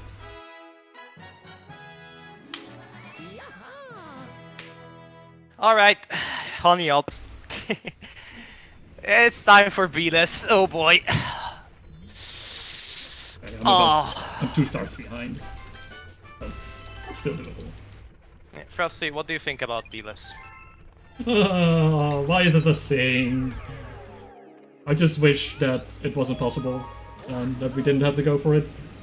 So, to clarify what I mean, and the fact that I might get the B mushroom and still call it B-list, I'm gonna try to... Ideally, I won't touch the B power-up. There is a place where I could get it by mistake, and it will lose a second or two, because I immediately get rid of it. But the idea behind this is that I don't have to touch the B mushroom. And the only reason I will touch that one there is because it's in the way. Also nice first frame jump in a place that's absolutely useless in. Great.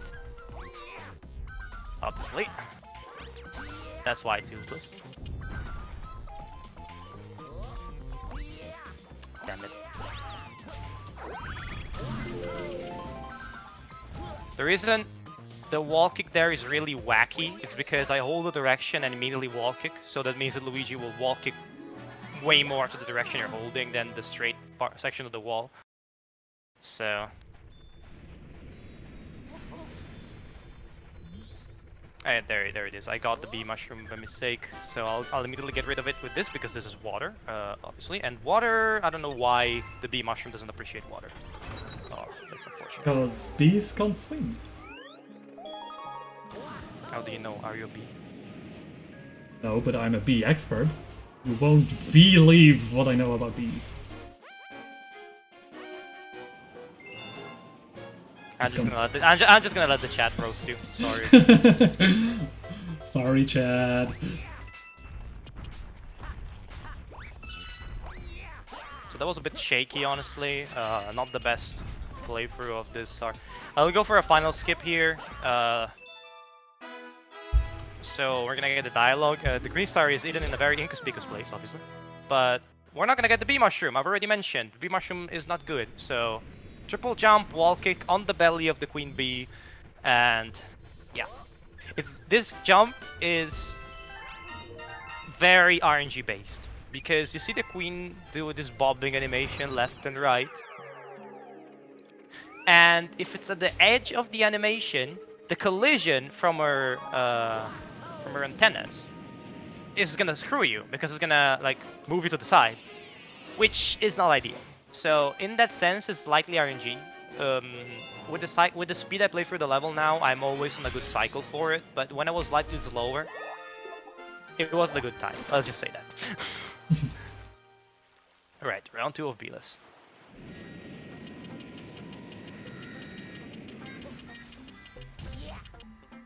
Round 1 of B-list. Alright, second try and first try is pretty good, honestly.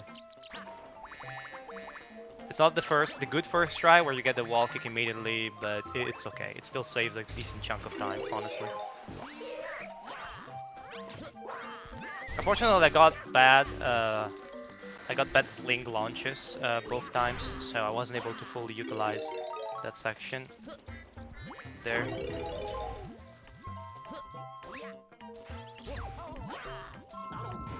Oh no! Oh god, I got screwed there.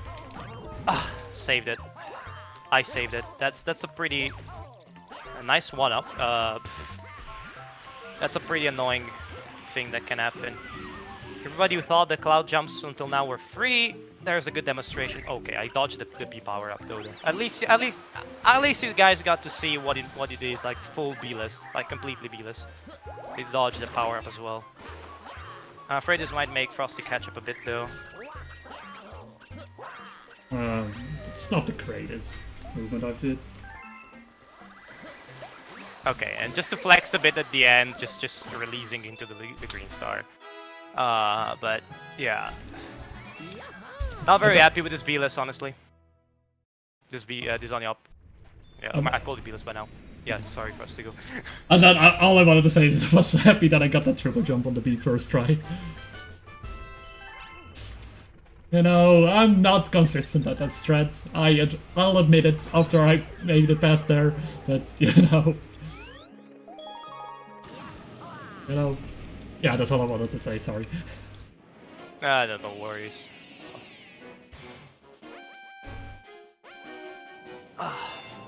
Now, Starshine Beach? Yeah, no, you go for it. Go for it. All right, we got a €10 donation from Mais, or Mies. Apologies for getting your name wrong there. Saying 602, 602, 602. Good luck to Frosty and Alaeussr with the run. Everyone enjoy BSG at home. Special thanks to tech, hosts, runners, and every volunteer that makes this event possible. Cheers, Mais. Thank you, Mies. Thank you very Mais, much. dang it. I've been sitting for the past like 15 minutes going, which one do I go with? I've got a 50-50% chance of getting this right or wrong. Got it wrong, dang it. Oh well, it's okay. It's a Dutch name, so... At least, I think that's the person that donated. At least... Alright.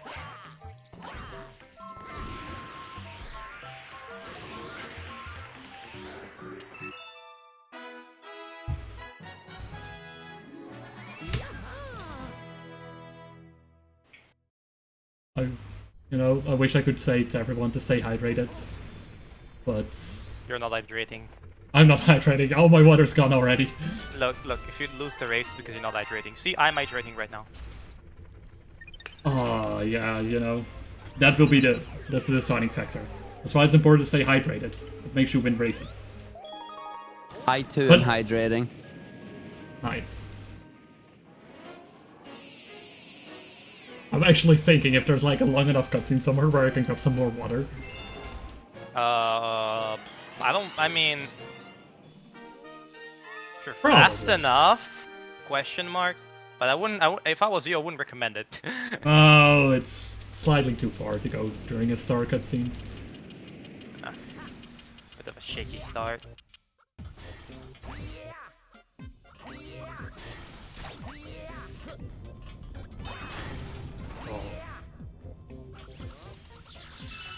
So there, I tried going for a fast cyclone jump works. I think you are in Starshine Beach, so... Yup. Again, another fork in the route. I tried to go fast enough to hit that switch before that one chain jump hits it, because the chain jump is the thing that, you know, activates the launch star afterwards. But barely didn't make it.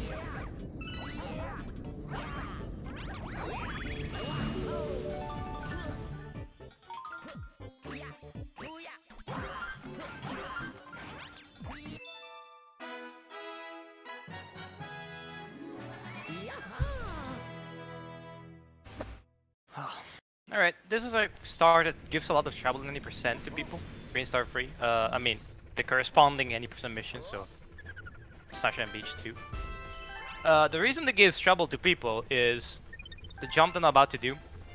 If you don't know, in 90% you have to play as Mario. You're forced to play as Mario. You have no choice. Therefore, you have to contend with the fact that Mario jumps less. So his jump height is less than Luigi's. And for this thing that I'm about to do, that is a big no-no. Like, that's really, really bad. Your timing can mess up, and obviously every retry that you're gonna try this trick is gonna be a really hefty time penalty, honestly, associated with it. But with Luigi, you see, I made it with a mile left. So, Luigi's OP, please nerf. Actually, please don't nerf. Luigi's great. Please keep it the way it is. But there it is then. It's like the final. This stage is completely different from intended in a really weird way. Because you were supposed to get that fire flower, the cloud flower after completing most of the stage, and then carry the lily pad with you on top to the end of to here, and then use the cloud. But Nocturne, a very old school runner of this game, discovered you can completely skip that and do this. You have to time your clouds really precisely, but it is a really interesting skip. And a good example of thinking outside the box, I would say, because normally we say, well, Yoshi flutter, haha, you just need to flutter. If you already know that it's possible, that's easy, right? But some skips are really interesting the way they were discovered.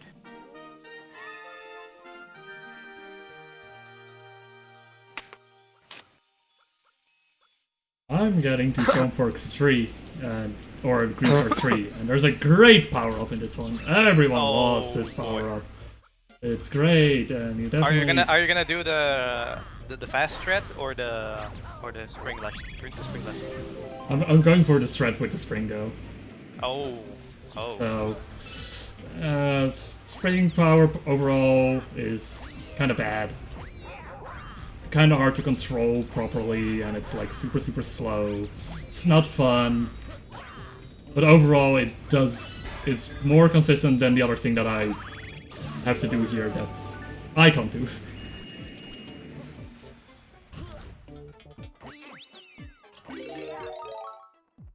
Okay, he's gonna try to bounce twice with a spring power up, and therefore being able to get enough height.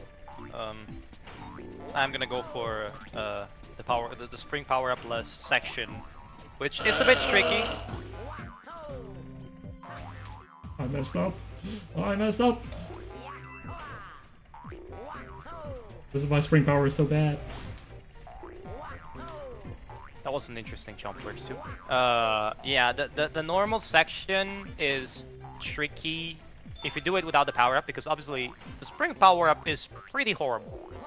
But there is one thing that it gives you, and that's a lot of height. You just jump a lot, and you just jump very high. So doing the section for the spring power up without the spring power up requires some pretty, let's just say, clever jumping and adjustments that you have to do in that scenario. And it's actually technically slower than the strat that Frost is going for, but it's a bit more consistent as far as I understand. Like once you know the movement, it's hard to learn, but once you know it, you know it. Like it's you know how to perform it, so you're in the green. That's what I thought, and then I messed up the strat like close to the end, and I was like.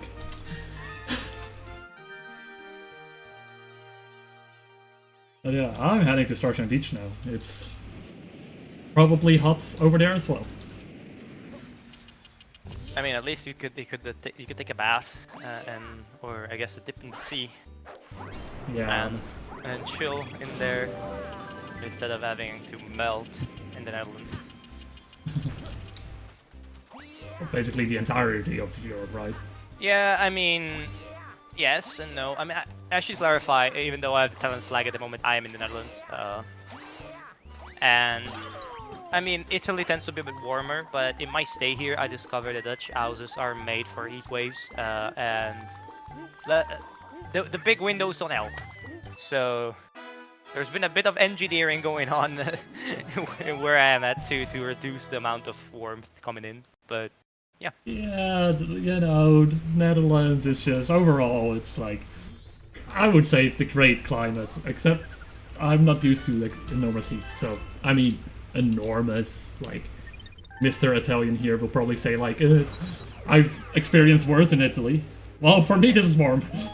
No, I mean, I did, but that doesn't mean that the houses, they are made for it. Like, the windows are much smaller because we get much more sun all year round, so. And also keeps out the heat. So I would say that a Dutch house on average is warmer than an Italian house, even though outside is warmer in Italy, obviously. Oh, fair. Alright. Angular movement now, so I'll focus for a second. Especially there's a very tight cycle you can get. Here. Got him. Alright, good. Yeah, it's... As you can see, you can deduce how slow the spring mushroom is by the fact that even having to wait in that section for 2 or 3 seconds, it's still faster than doing it with the mushroom. It's just, no, it's slow. Don't use that power up, guys. If you can avoid it, just avoid it. It's not necessary most of the times.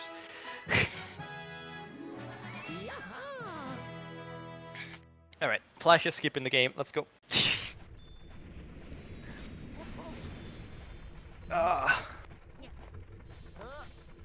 It's lava boost time. Oh boy, enjoy. I hope. I'm gonna... I mean, I'm only 1 star behind, but it's a slower star, so it's... I definitely need to play well from here on out. But luckily, there's still plenty of room where I can gain some time, hopefully.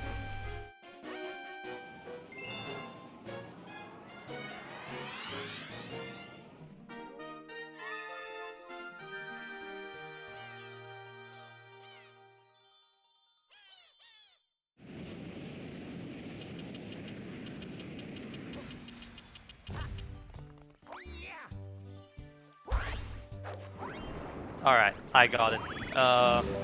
For the mechanics of the skip, you just bounce on on a vertical lava wall, and then on an horizontal, which means you get to transfer momentum because the game thinks you're falling when you're not. So it's really wild that something like this got discovered, but you can lava boost all the way through the other side of the level. It's probably the flashiest trick in the game. And obviously it's pretty hard to learn, but once you get it down, it's pretty okay if you know what you're doing. There's definitely... In that stage, it's also a different harder lava boost for the regular 80% run. In comparison to what Alaeussr just did, it's not that bad! But still rather precise movements. I mean, it's nicknamed Behind the PB for a reason. Jeez, I almost missed the green star in Starshine Beach. That's very detrimental if that happens. Yeah. Now, normally, the trick would be called Behind the Castle, and it looks less flashy, but it's much harder. Honestly, if you don't, it's I won't say necessarily much harder, but it's very tricky. It's less intuitive, ironically, than the skip that looks extremely counterintuitive. And it's called Behind the PB for a reason. That is, like, after you do it, you're behind the PB because you failed it so many times. Yeah, it's often a split where I lose a lot of time in when I do any percent. But hey, that just means if it PBs, it's free time save for the next one. Unless you mess it up again. Free, quote unquote. Not really free, but...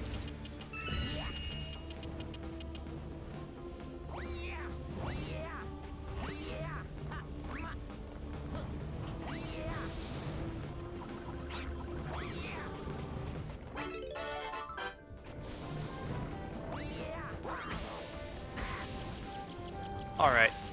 Now, this section, Space Storm, as Space Storm, Gear Stars 2 and 3 have a banger music. So I'll honestly just shut up so you guys can listen to the music when Frost gets it. Actually, I don't think that they have my audio, right? No, they have my audio. Okay. So Yeah. I'll just take a small break. This stage is not very. I mean, it's cool visually, but it's not very interesting movement-wise. So I'll let Frost take the race for a while. Yeah, like, I can talk about what just happened there. Like, I did manage to make it to the platform, but sometimes when you hit certain spots of that platform, you kind of hit the dead zone that's behind the platform or underneath it. And even though it seems like you make it, it's like last moment it will say like, yeah, you died. Sometimes it just happens. But yeah, after that, and then I can try to talk about more things. Gravity Gauntlets, it's warm there. Do you know where it's warm as well? In the whole of Europe. So stay hydrated, everyone. Stay hydrated. Honestly, I don't have much to say either, Alaeussr. I had a pretty. I'd say I just had a pretty tough time through Space Storm 3. I just made a small mistake here. Well, while you guys are focusing on that one, I just want to let you all know we are raising money for Mind, which is a nationwide organization committed to prevent mental health issues and to support everyone who has dealt with mental health issues themselves or within their family. All of your donations raised here will be going to Mind. And in every region of the world, mental disorders surpass 10% of the population. Governments seem to lack momentum in reducing the burden of mental health problems, as only 55% have mental health awareness and only 8% have suicide prevention plans. Organizations like Mind help raise awareness to these issues, helping us get one step closer to a world where everyone gets the help they need. So do please keep your donations coming in, and do know that when you do donate, you can put them towards any of our bid wars. We've still got a lot to go, as we are still got plenty of marathon to come. We are with you all the way until the 16th of August here.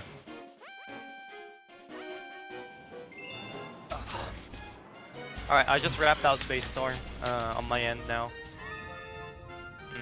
Entering now. Alright, I'm sorry that you got trolled a bit by the skip. It can be pretty finicky. The dead zone there just sometimes doesn't unload. It has to do with the way you're positioning yourself, which we don't know yet how it works 100%. So it's really weird. So the only thing you can do is just try to not go too far straight after that auto boost. Obviously, it's not it's not the easiest thing to control. Let's just say that, because you're already just trying to make it. So yeah, like even like you don't have like the greatest visual cues either to know like, oh, I should switch to that input then to that input. You know, due to that fact, it's like sometimes you need to adapt a little bit on the fly as well on how much you have to hold a certain direction. And yeah, I wasn't able to adapt enough for that one, so... And that happens. Improvise, adapt, overcome. Alright. Here we have a nice callback to Super Mario World. These platforms. And there's a skip here. Which I'll perform. Hopefully.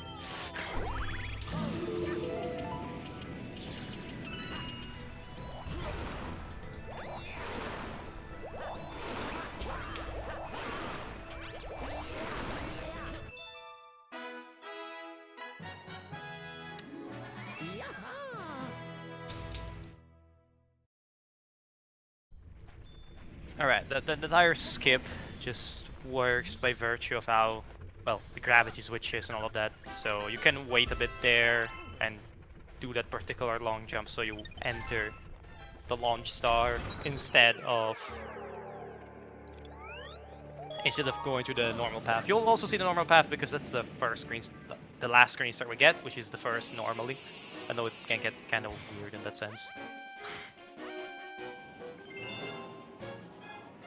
Yeah, we often say like Green Star 3, Green Star 1, etc. And it's like, since we're grabbing them usually in reverse order, it can get a bit confusing on which one is which.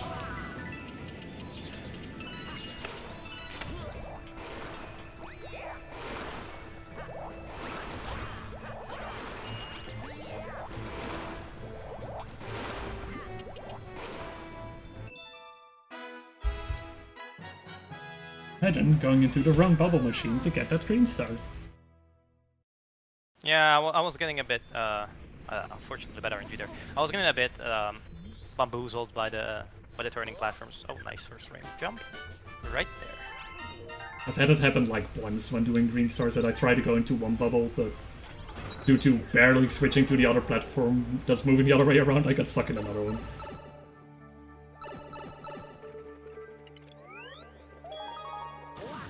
You know, sometimes it's a mistake small like that could happen, and that just can lose you so much. Definitely this run, as mentioned before, like, since a lot of it is highly optimized, and small mistakes you'll definitely notice. Even when it's 10 seconds, you'll notice that in your PB attempts. Even with a category that's over 3 hours. Yeah, now... we're getting to the point where the best theoretical run, putting together all the best attempts at all the levels of the runners, is sub 3 hours. But that's the case of barely, and it's just very, very hard to be consistent. I said that I will give you the data later on, but why not? I'll just give you the data now. In Super Mario Galaxy 1, any percent, the world record compared to is some of best, which for those of you who don't speedrun, is the collection of their best playthroughs of all the levels during a run, is about 1 minute to 1 minute 30 away from, at least it was when the record was set, 1 minute, 1 minute 30 away from their PB. For Galaxy 2, that's 4 minutes for the world record holder. Like that's the difference I must say that the game was slightly less optimized. It's getting a bit better now due to more runners being in, but definitely Galaxy 1 is the more popular. But the level, how hard this game is, and how easy it is to lose a lot of time is really apparent if you think about something like that.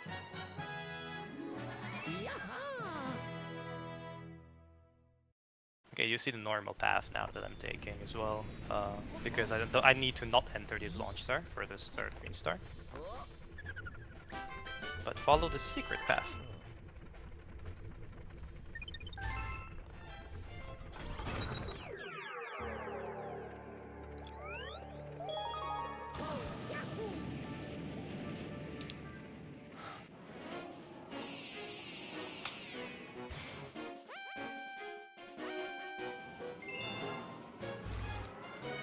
The secret in Blue Moon, or at least the green star that's on that pad, is actually getting a little bit tricky with how fast that platform is moving. For the regular star, there is actually a skip for getting to the star there. Right when you make it to the platform, you can long jump close enough to actually grab the star. But since you can't do that really for the green star, for that one, gotta move over the platform, and just one small mistake there, the platform will just move away from you and you mess up and you die. Yeah, there's a sludge underneath. That's instant death. So obviously that's not the greatest to get. Yeah, it's ironic that you end up playing the secret path in the speedrun for the green stars and not for the actual secret star.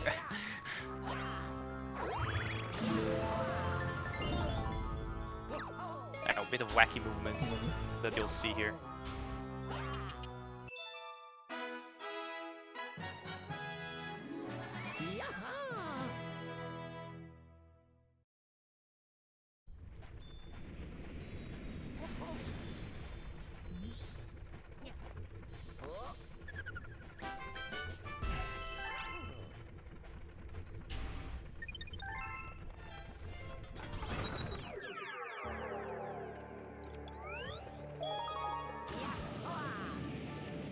Blue Moon is definitely one of those green star levels that is a bit more repetitive, since you have to move through an auto-scroller and do the same beginning movement over and over. Yeah, Blue Moon, it's the thing that really keeps you on your toes at that point is obviously the skip that you have to do. At this point for me, it always works until it doesn't. Sometimes you can just like stop working for a minute or something because you're doing something wrong and you don't notice what you're doing wrong, which obviously can be pretty bad if you're on a good run. I lost a run to it actually, so I know what I'm talking about, I guess. That's kind of unfortunate, but obviously that's the way it is.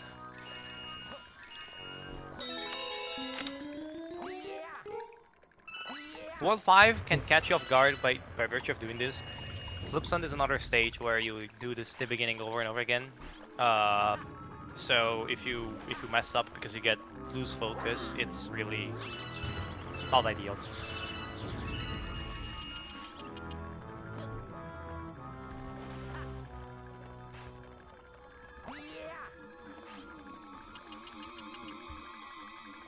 So Slipsand has this weird mechanic, which is the sand flowing underneath you. In all the free versions of this level that we do in Green Stars, the sand is always pushing you forward. So it's actually beneficial to do some movement a bit different than you would if the sand wasn't there. Obviously, because it can get carried by the sand, and obviously you don't want to do, you don't want to get hit by the fire.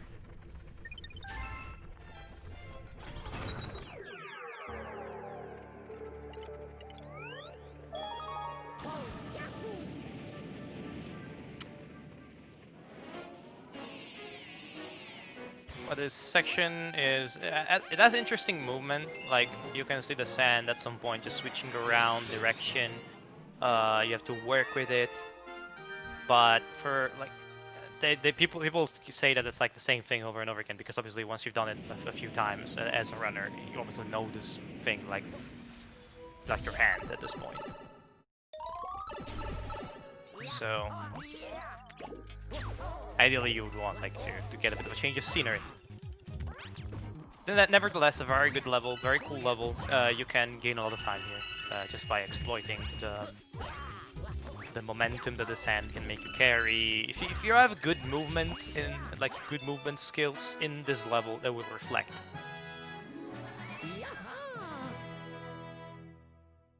A lot. Yeah. And slip sand, I would say, is like one of those stages. If you're not paying attention for like a tiny bit, it's just like such a costly stage to lose time at, because there's not a lot of checkpoints in that stage. Yeah, it just murders you. You're just like, oh, I'm dead. Well, guess I've just lost 45 seconds. My Randy's dead. Start over again. Here we go again. Yeah, and obviously it's not the best feeling to get it at 2 hours in the run. Let's just say it's not ideal. Alright, so I'm guessing we were both in slip sand or close to it. I'm in upside dizzy still, I'm almost there. Okay. So maybe since this stage is very besides the final endings of the stars is very repetitive, we can see if our host has something to say. We do have a donation coming in here. We got a €3 donation from Tiny Tim saying, "Hey all, really enjoying this Galaxy run. Good luck, Frosty and Alaeussr, and hi Ark. P.S. Oh no. Cheers." And yeah, don't forget at the end of this run as well, thanks to your donations, we will be seeing both of these runners race the perfect run. So that is going to be a real treat for everybody here. Like normally the perfect run, like we're gonna try to go through as fast as we can. Normally it's like perfect run is like at the end of like a very long run, either 242 run, so that's like a 9.5 hour to 10 hour run, or at the end of a 602 that I mentioned before, which is like 22, 23 hours. You know, overall actually going for the fast strats during that one over consistent strats is gonna be interesting. I know Alaeussr is gonna go for some more risky strats towards the start. Yeah, but obviously I carry the risk with it, so it's gonna be really interesting. Indeed. And we also just got a €1 donation from the very own Green Snow Dog saying, "I miss my boy. When do we get to see Captain Toad again?" Do we? At the end of World 5 in the Bowser Junior level. Oh yeah. You're standing right next to the cannon. Right. I know, because I was bullying Captain Toad earlier before the run started. Oh, what a horrible person. I'm terrible.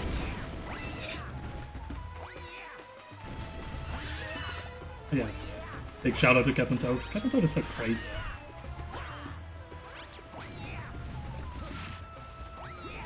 Captain Toad. Honestly, Captain Toad's... You think Captain Toad's great? This is great, right? You know the Captain Toad jingle that plays when you get to him, like... Yeah. Right, Frosty? Try listening to that for 30 minutes. Then let's see if you change your opinion.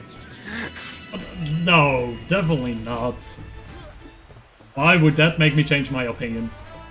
Then if you're not convinced, I mean, if you're not convinced of it, I'm sure you can give it a try, right? Oh, true. Do you want to? I think for first I want to win this race, I think. I mean, I'm definitely not in the greatest position at the moment, but you know, anything can still happen. I mean, with the boom bonkers I've been getting lately, you definitely have a chance. I'm gonna be real with you, you definitely have a chance. I know, Boom Bunker is, in my opinion, one of the worst designed green stars. Because it's just too stupid. We'll mention it once we get there. Yeah, I mean, it's still a couple of stages away for me, so... Fleet Glide is gonna be the next stage for me. You're gonna go into Shiva Burn, if I remember my old route well. Yes. So again, you're gonna see a small fork in the round. I'm not sure if you're...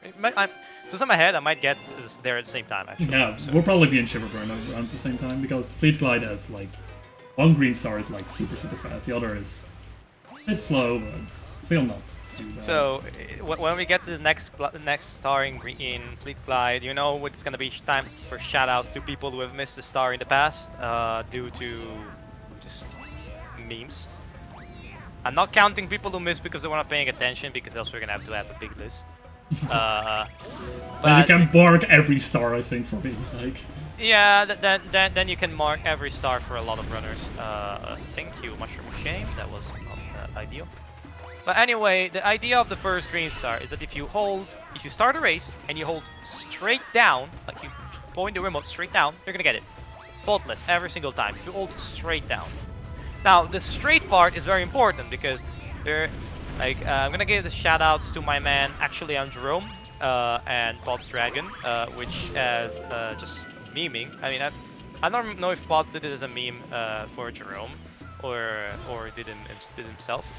But I know both have just decided to let their Wiimote dangle by the cable, and the Wiimote drifted to the side, and therefore they missed a star. Which is one of the most embarrassing feelings I can imagine in the history of speedrunning this game. And yeah, let's just say it's an interesting one. I didn't know about that happened to them. I feel so bad for them. Like, I might forget like somebody who did it intentionally, but I know people who did it, and even if you do it intentionally, like, why would you do that? So I'm always doubtful of claims that it was done intentionally, because obvious reasons. Yeah. Why would you do that? See, you just need, I'll just like, just need to hold your Wiimote and do it this, right? That works, right?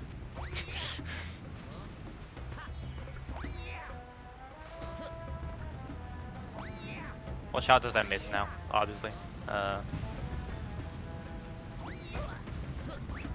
Bonk. There you go. It's the hardest green star in the run. Obviously not. Wait, it's not? No. The hardest green star is Sky Station 1. Dude, you should know your... Yeah. That one can be pretty tough, going for the cutscene skip. If you do, yes. Fair. Then what do you mean Melty Monster is the green... Free is the easiest green star for the run. Oh yeah, of course. Alright, I enter Shiverburn now. I'm just done with Slip Sand, which means I'm like a full Fleet Glide behind. No. Oof. Ooh. Slip Sand wasn't super great. Overall, I'm playing decent. But I wouldn't say like this, for me it's a great run.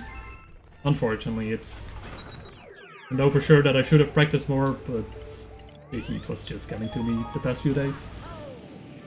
Even now.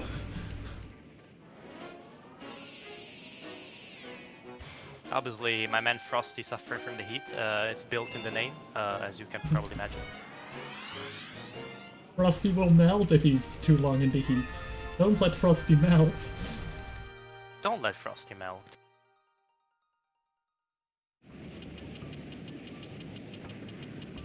Riverburn is a really fun galaxy. Probably like one of my... definitely top 3 galaxies in this game. Just because there's like so many different things that you can do in this stage. I'm apparently going for Green Star 2 first. I'm going for 3 first, and the final section that I'm about to hit is really weird because you cannot afford to spin. You're supposed to carry a cloud with you to the final section, and if you spin at any point before when you're supposed to do that, so after getting close to the star, well, let's just say you're not gonna have a fun time. Because then your only option is to die. Or if you've gotten the checkpoint, which if you're going for a reasonable fast time, you get the checkpoint because it's right in the way, you don't want to go around it and waste time. You have to exit and re-enter level. Because at the point you have a checkpoint, so you can't really do much if you miss that. That's really unfortunate, so you're always very careful during that start.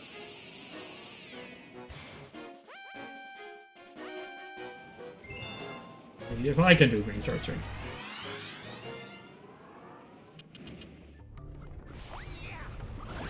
In general, the movement in the stage is really cool, I would say. The usage of momentum. Well, I got this jump twice, which is really cool.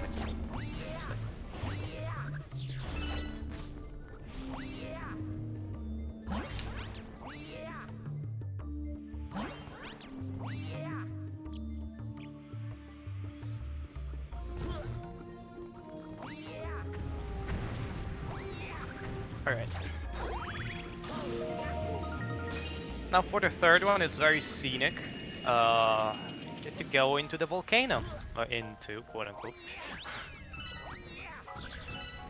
I'm guessing that is a nice callback to Super Mario 64. I just thought about it. I just realized that it might be a callback to SM64 Lethal Lava Land. Which is... Well, as you mention it, I never really thought about it that way. Yeah, I mean, I just thought about it, but it makes sense, right? That you would, if you had played as Super Mario 64, you would try to check the volcano.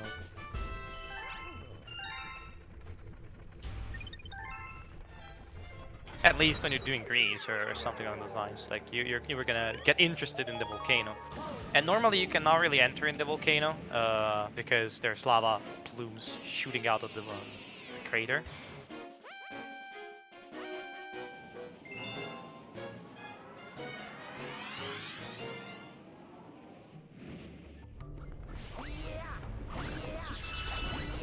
Oh no. Oh no. Oh god, that was pretty bad. Well, yeah, that's a pretty bad mistake on my end. Unfortunate. Guessing it giving Frost a bit of a chance to catch up. Now we're making the comeback!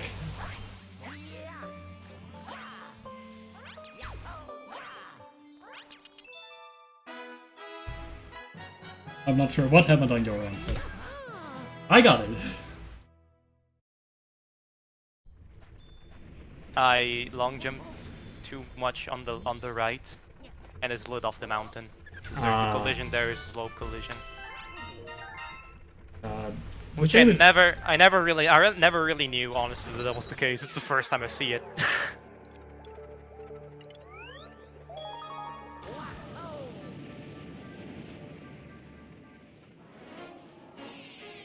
So yeah, you get to learn stuff every day when you run these games. You see that. Despite all the hours that poured in, still get surprised sometimes. One thing that everyone knows who runs this game is that slopes in Galaxy 2 are terrible in comparison to 1. Yeah.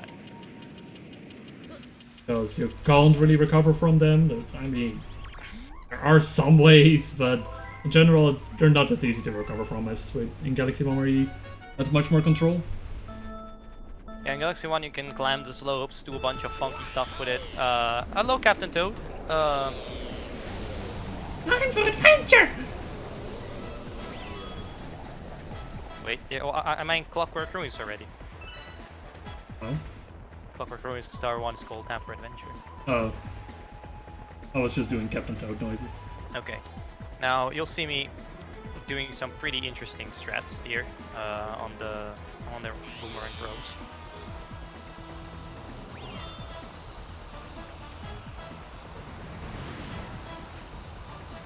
We'll get to see soon why Boom Bunker is terrible.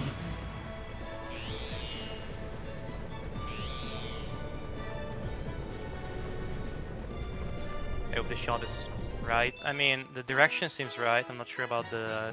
Yeah, nice. This, like, cannon shot in this stage is really hard. I took my time there. The star hitbox is actually small. And by small, I mean that normally all cannon stars in Galaxy games generally get artificially widened to, well, make it a bit easier to grab. Every single one besides that one. And that one is the hardest cannon shot there is in all of Galaxy. So yeah, you get where I'm going at. You'll see that the next one that I'm gonna get here is like in the words of the world record holder Claire, Shadowfrost Claire. That star hitbox is the size of Kansas, so.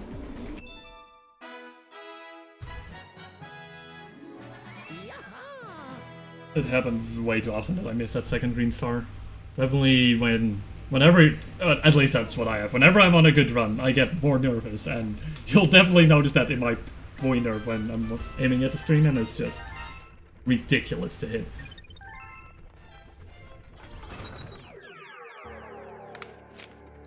I'm gonna test for the nerves, and the hand starts shaking a bit.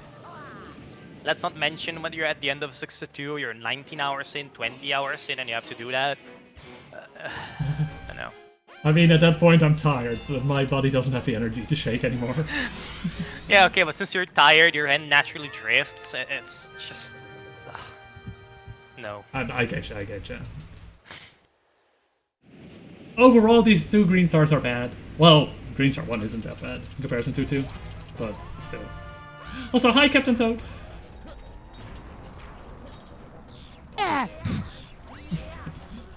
I can't, Toad. Oh, don't worry.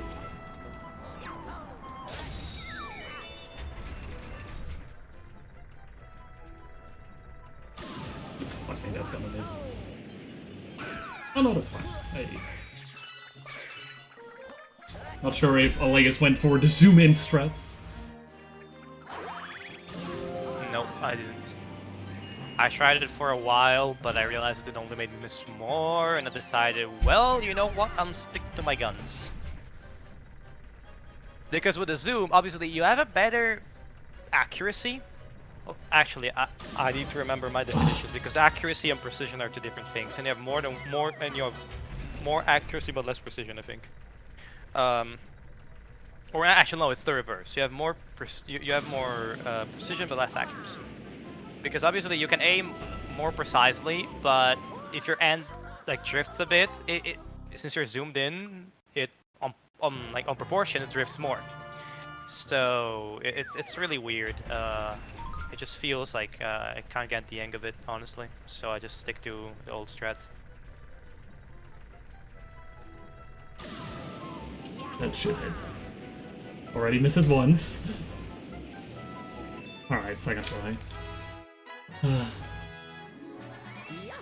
Unfortunate, but it could have been much worse. I've game over there before during a 242 run, I think. Just missing it, 0 lives, and luckily game overing in this game isn't too bad because the game saves automatically after each star. Could be worse. Could game over in Sunshine. Exactly. What I mean is that if you game over in Sunshine, you lose the save. I mean, unless you were saving before, but if you know what Sunshine is and how you run it, especially on 120, you know you don't want to have a memory card in because it loses time with the save problems. So nobody saves. But obviously that backfires if you game over because you lose the save.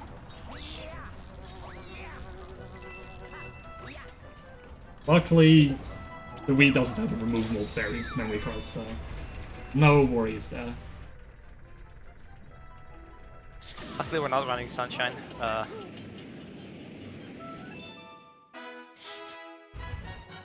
Obviously, it's my least favorite game of the 62 games.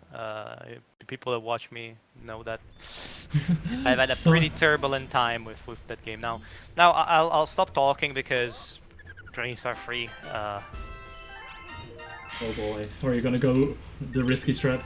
Yeah. Or oh boy. Yeah. Listen, dude, I pulled it off during a 6-2, alright? I think that's like We can do it during a marathon, easy. Yeah, sure, right? Right? It's not gonna troll me, right? What I mean is you'll see where the star is placed and you know immediately what we're talking about. Not sure if Frost is gonna go for the safe strat or for the risky strat. I'll probably go safe. Well, I mean, I'm behind. I should go risky, technically. But... I mean, but if you're not used to the risky one, it's gonna backfire, and yeah, it can be tricky sometimes when you're behind in a race, because obviously you want to go for more risky stuff, but if you lose it, you're supposed to give it more time, and then if the opponent makes a mistake, well, sure, I could have been there if I didn't go for that stuff.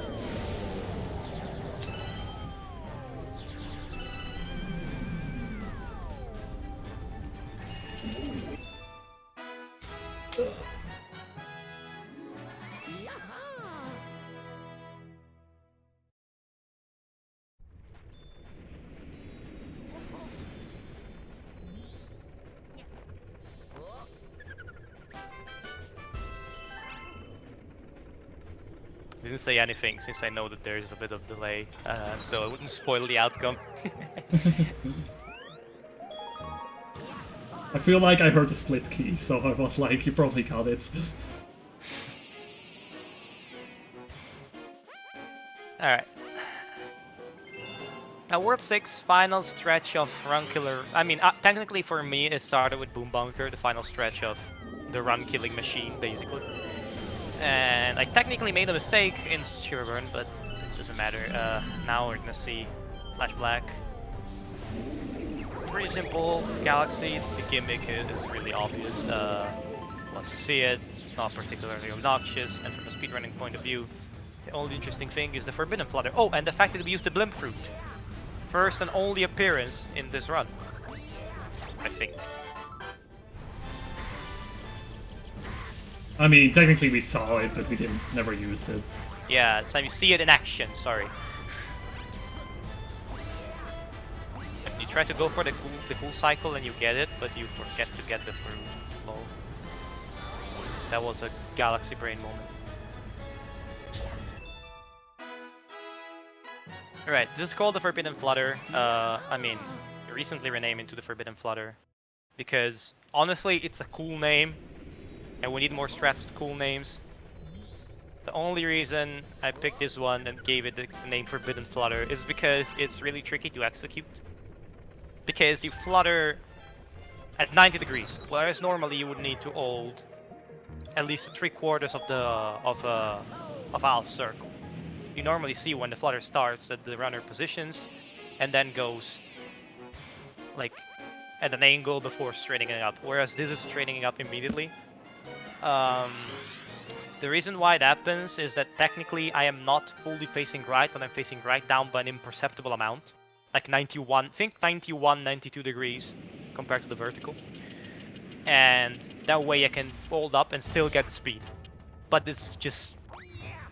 Generally newcomers don't understand how it works, so they're like, why doesn't this work? Because they don't know you have to hold very slightly right down. So, hence the cool name for absolutely no reason besides we need to give it a cool name.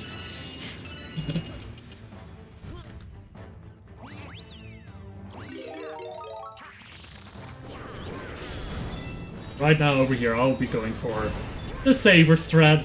You know, Alaeussr went for the, to be fair, the intentional way that Nintendo wanted you to do it, which, why Nintendo? I struggled so much with this as a kid. Yeah, luckily there's a neat little trick that we can do towards the end where we can force ourselves out of the boulder power-up. Because our only way to get out of the boulder power-up right now is... Oh god. Blah, blah, blah, blah. Woo! Okay, we're fine. Yeah, the only way to get out of boulder power-up is by running into a wall. And the only wall that we really have is the platforms that get slightly lower. The other walls don't. I mean, those were bouncy walls. Those are not a way to get rid of the. I mean, they sometimes get rid of you. If you don't know what they're doing, the collision can get funky and can get you off the side, bouncing high. I found out why it occurs, or at least when it occurs. But that can be pretty tricky. Now, It happened to me though, just now. I bounced up. that's Clockwork Ruins. This stage, despite having no skips, is definitely on the hardest 5 stages in the game. Simply because of the movement being insane. The movement here, you're constantly on cycles. It's super difficult. You can risk death at any point. It's just bonkers, honestly, and I just let it speak for itself.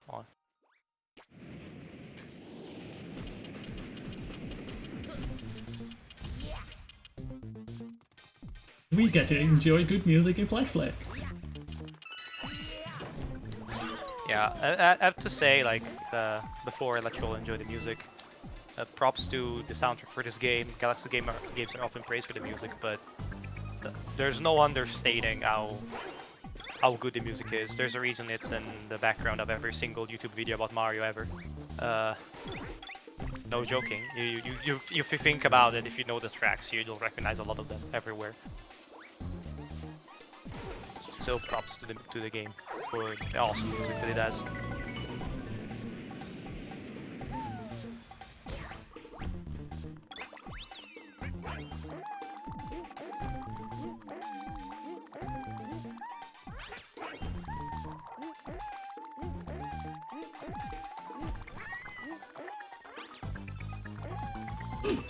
Okay.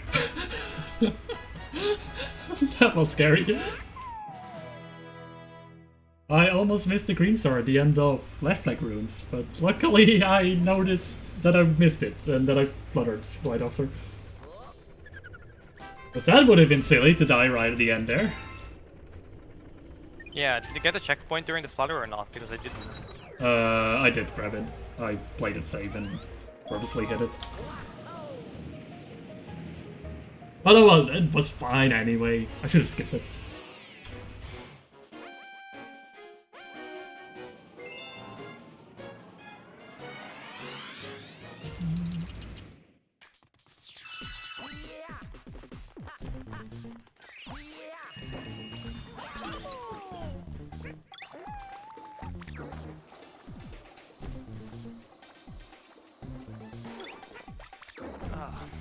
Alright, I've completed the first level of Clockwork Ruins there. Second and third level are a good deal shorter. Depending on your preference, you can do 1 first or 3 first. I prefer 3 first because the cycle I get is more consistent. So and the off chance I get the God movement at the start, I call the God movement, just like very fast movement that just makes you get there very fast. Nice game. Thank you for giving me a long jump. So when that's the case, the cycle aligns really well with doing 1 first. But it's not a guarantee. And if you miss it, doing 3 first is much easier than doing 1 first, because for 1 you're gonna lose time because you're gonna lose time to the cycles. So going for a bit of a safer mode, I guess, in that sense. Going safe, I'm going green star 1 first. YOLO. Yeah, it's this kind of things that kind of have to do if you're behind. I can play with the lead a bit, I guess. All the time intervals from how far I notice that ahead you are. Oh, never underestimate what this game can do to you. So Yeah, true. keep in mind that Battle Belt is ahead, and it's one of the very few places in the game where the RNG matters a lot. So, I mean, you can lose 25 seconds to RNG, and honestly, that's not a lot. But for the standards of Galaxy, it is. Yeah.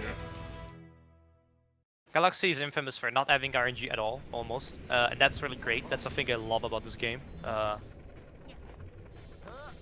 Because I don't know, there's people who love running games with RNG. I just absolutely despise the feeling of losing a run where I played absolutely greatly to the fact that RNG screwed me. I don't know about y'all guys, but that's for me one of the worst feelings ever. I like some of it. You know, that's why I don't mind RNG in like a game like Mario Sunshine or something.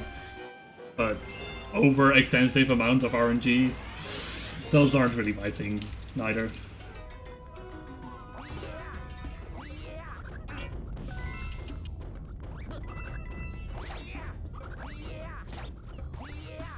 Alright, now I'm gonna enter a special stage.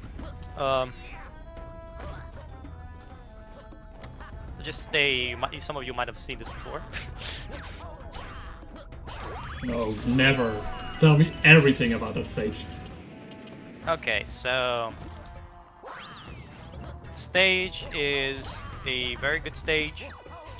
A callback to a previous game called Super Mario 64 that nobody's ever played. That's the reason why this series is so successful. Nobody's ever played Super Mario 64. So yeah, hope you enjoyed this stage. It's a very obscure reference that I'm sure nobody will get.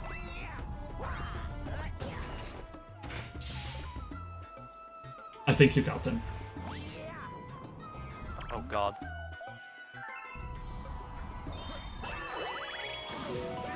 I did cool strats.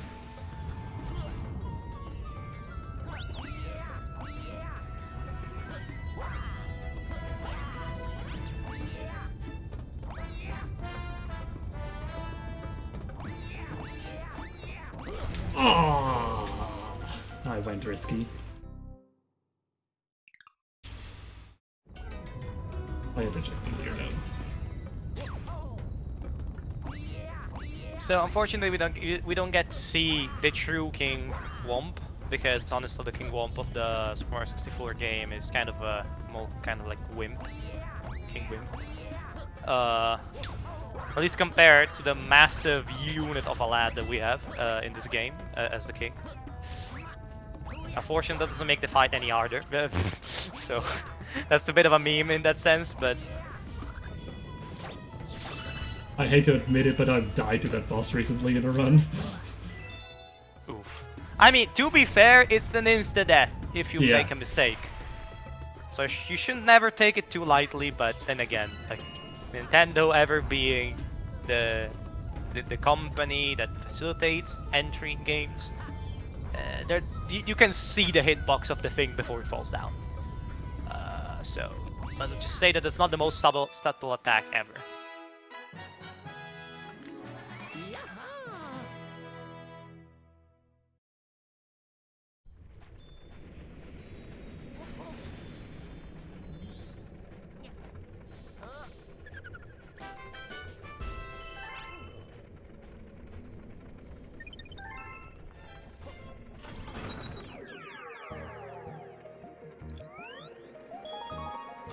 And making sure that I don't press the wrong green star here.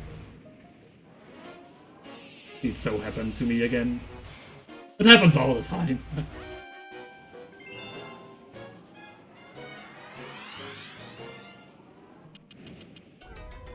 Also, I don't know if it's intentional or not, but the collision in that handrail over there is wonky in exactly the same way the collision on that handrail is in SM64. I don't know if that's intentional. I find it hard to believe that it would have happened not intentionally. But that is a very nice touch, if that's the case. I never knew. Look, if I ever meet a Nintendo producer, that's the first thing I'll ask. Was that thing made intentionally? I mean, if it was real intentional, they probably would have made it much easier to clip out, like in the original.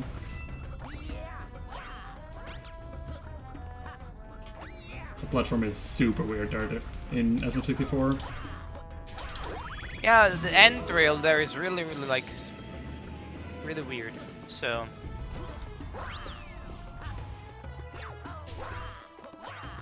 alright, now I'll do the explanation of the stage. Then I'll let it play by itself because it's a enemy rush, I guess. But you can get to see some interesting tricks in it. There's a cycle skip that you can do at some point, and I'm on a timer all the time and on the cycle. Camera manipulation is important. There's a lot of things that go on beneath, like under the cover of an innocent stage. But that's really not at all the case. So I won't bore you too much with the details. I just failed to skip. Big goof. That about is like the longest splits, or at least the longest galaxy in this run. Is it the longest? I'm pretty sure it is. Maybe it's not the longest, but it's one of the very few longest, which is like super repetitive, because you're just defeating the same enemies over and over again. Like, there's a few things, cool things here and there, but overall, not super much. I also want to point out that for the next 2 stars, you might hear my my game audio through the microphone. I'll do this simply because I need the audio reference to time some things. So I apologize for that. It's possible with me actually hearing things. So.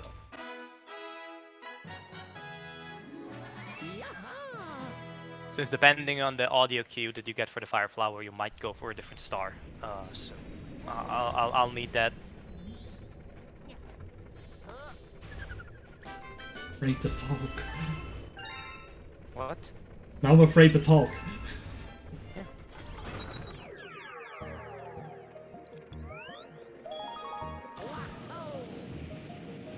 I'm just having fun in Throwback Galaxy.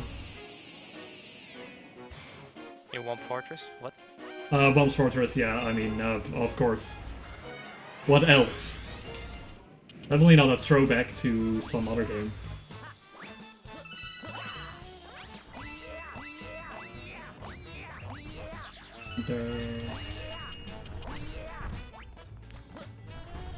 I completely forgot. I started doubting myself a lot there. I wasn't sure down which hole it was anymore, the green star in Womp's Fortress. I guessed correctly. Okay, unfortunately I didn't get the cycle skip. Okay, this should be enough for me to hear. Again, apologies if you hear some feedback game audio, but that's kind of needed. So far I'm not hearing a thing, so I think you're good. Yeah, but I just raised the volume now. Fair. Still not hearing anything.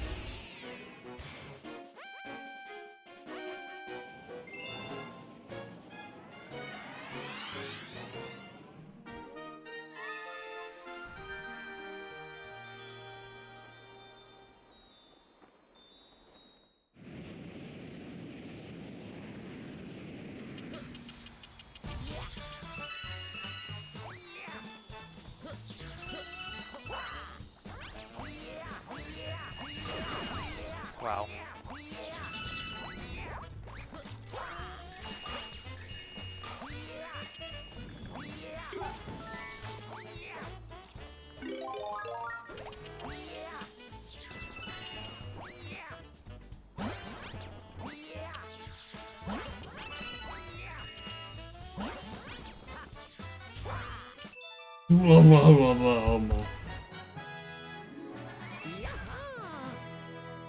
We're fine. I definitely didn't almost miss the final green star in throwback.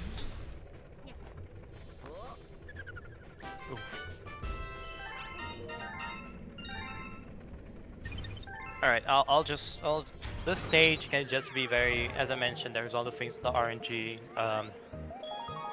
The camera is also extremely precise to control. It depends on your movement. It can give you wildly different angles from a very small difference. Some of you, the more observant of you, might have noticed that the camera angle is completely off compared to the first run.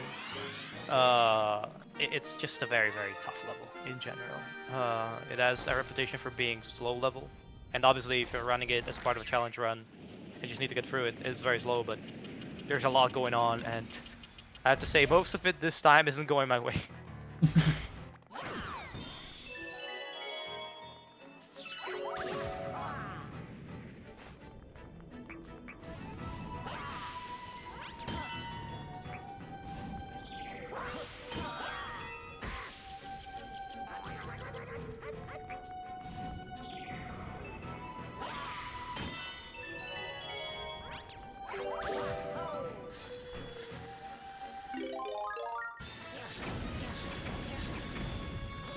Since this stage is going on for a while, you know, Arctic, if you want to say something, you know, that would be great. I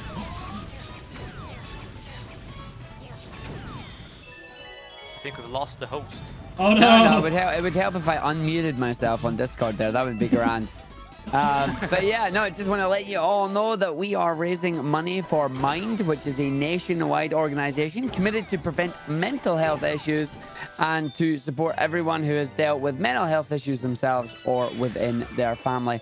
All of your donations will be going directly to Mind. We also want to thank ESA for supporting the event and for allowing us to stream on their channel. For information about their upcoming events and any changes due to COVID-19 outbreak, be sure to check out their website, esamarathon.com.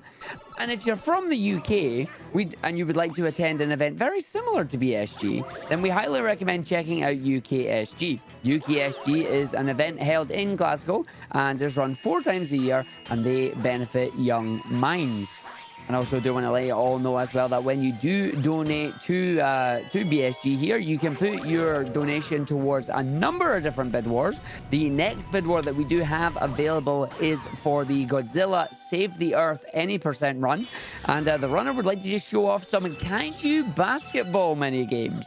It's currently sitting at 52 euros out of 100, so we only need 48 more if we're going to see some great kaiju basketball. I keep going to say minigame, but it's not a minigame if it's a kaiju that's doing it, is it? Oh, I would really love to see some. Honestly, most of the incentives are great. Thanks to everybody who donated for the perfect run. We're going to be able to showcase that. Hopefully it's going to go well. But yeah, really, there's a lot of great incentives, honestly, just if you wish to see a lot of things, unfortunately cannot be put in a speedrun necessarily, because maybe there's something that's really, really interesting about the game, but it's not fast, so you're not going to be able to see it.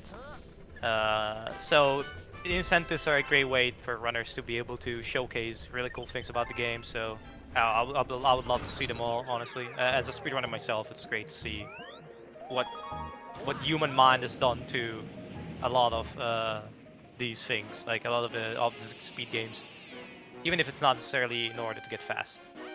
Yeah, it's like so many things have so many great things to offer us, and sometimes it's just very, very fun to incentives that people come up with.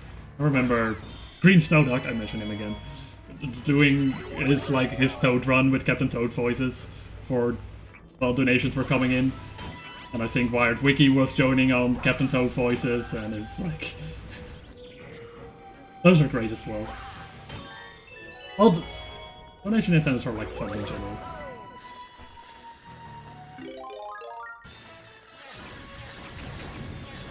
Now, before we get to the final stretch of the game, I am in Slimy Spring, affectionately called Sleepy Spring. I'm pretty sure you all understand what we're talking about. I mean, it's really nice to have a chill stage, but in terms of speedrun, it's not particularly fast, and honestly, there's no way we can make it faster. Frost has mentioned in the past that Super Mario Galaxy 1 has some really cool mechanic. One of them is infinite spins underwater, so you're not on that spin timer underwater. What it means is that you can swim forever, just shake, shake, shake, and you can go like very fast. Problem is that this destroys your arm, but I know a lot of people that would take having a destroyed arm ready to run over having to lose Sleepy Spring. Luckily, it's not a very long stage. It's a quick star. It's much worse in other categories. And honestly, it always just feels longer than it actually is. Yeah. Like, we always complain about it, how boring it is, and how slow it is, but come on, it's still better than Battle in terms of how long it is. Yeah, and I guess after this, there's a really interesting collection of stages on us, so that also plays into it. Before, at least for me, before you have Battle Bet, which is really complicated, Throwback, which is a good stage, Clockwork Ruins, which is absolutely awesome and really hard, with a lot of tight movement. So there's a lot to offer in World 6, and Slimy Spring is just Oh god. meh. It's just meh. Can I make this? I was not paying attention at all. Oh god, no! I can't make that! Maybe with a triple jump. I'm trying. Now, after Slimy Spring, there's a very interesting collection of stages. We've got the generator and going on to the world's secret, more or less. There is a lot of things on offer, a lot of callbacks to previous games. There's a callback to Galaxy 1, a callback to Super Mario Sunshine, so there is definitely a lot, actually 2 callbacks to Galaxy 1. a callback to Super Mario Kart, the very first Mario Kart ever released. So there, and I guess a callback to 8-bit games in general. So it's really it's a cool collection of stages. I guess a bit of a fan service area. But the good thing is that the stars are super fast. You get a lot of stars really quickly, and we're about to wrap up this run in about 20 minutes. If Maybe not, you are. yeah. Oh, I accidentally opened the cage in Battle Belt, and I couldn't reach the green star anymore. Oh no! Oh no! That's pretty unfortunate. That's pretty such a unfortunate. big time loss. I think that's it. Even if you start messing up now, I think it's like so much needs to happen at this point. Oh well, I'll try to finish strong. Do you, Frosty? You do you. I mean, I'm also have been running around on 0 lives for like multiple galaxies right now. Not scary at all. Whoa, that's pretty scary. Yeah, you don't have a lot of. I guess Super Mario Sunshine has on its side that if you do a 100 coin shine, you get 2 lives with it because obviously you get 50 coins twice, so that's 2 lives in Sunshine. And that's pretty cool.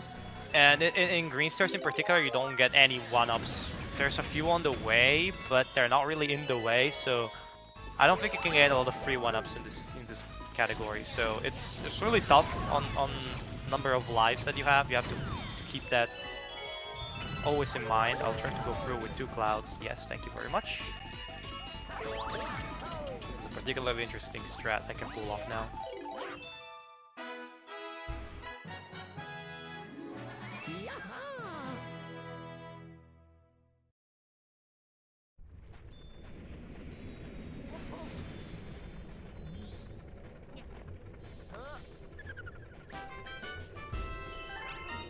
Didn't even need a second cloud. What a shame. Showing off. Doesn't need any clouds at all. Just grab Yoshi. That's low. And Yoshi. Ah. I mean, Honestly, if you do it correctly, it isn't even that much slower. I think it is lower by Yeah. 3 or 4 seconds. Oh, honestly, I think it's less than that. I haven't timed it, but that's my guess. At any rate, we have broken so much stuff with Yoshi that when I can avoid using Yoshi, I will do that, honestly, because... Oh, now, Star has received a lot of evolution in strats lately. We went from 2018 spending 40 seconds here to 2020. Well, you'll see, if I get it, obviously.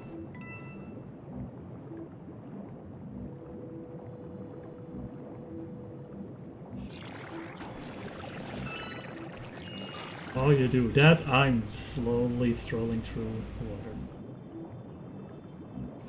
Obviously, that's really convenient that that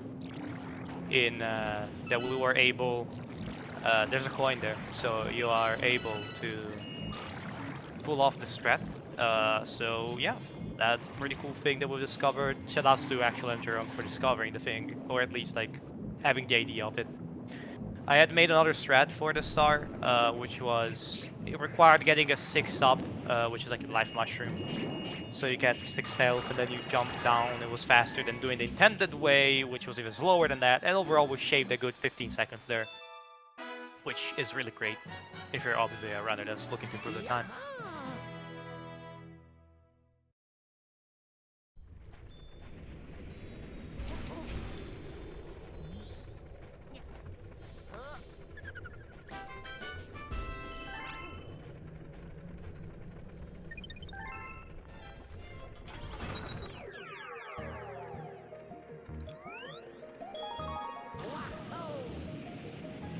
Damn it.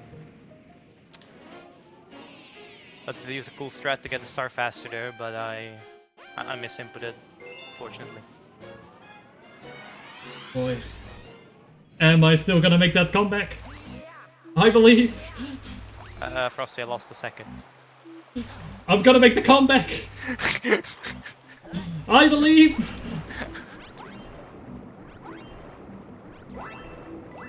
You always gotta believe, guys. It's some of the things that it's very, very hard to do when you're doing a run and everything goes against you. But as long as there is a chance to get a good time, you gotta believe, you gotta push through. And that's when, I guess that's the spirit of speedrunning, right? You just have to do that. You just have to be able to face difficulties and move on. And being able to, at the end of the day, clutch it all.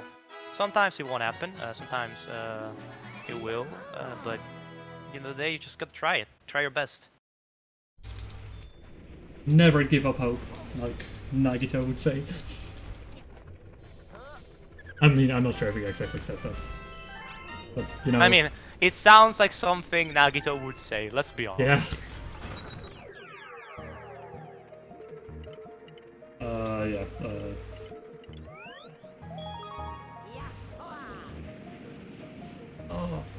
almost out of World 6. Like, this run is almost over. Like, there's a full world still to go, but in general, the final world is, like, super fast.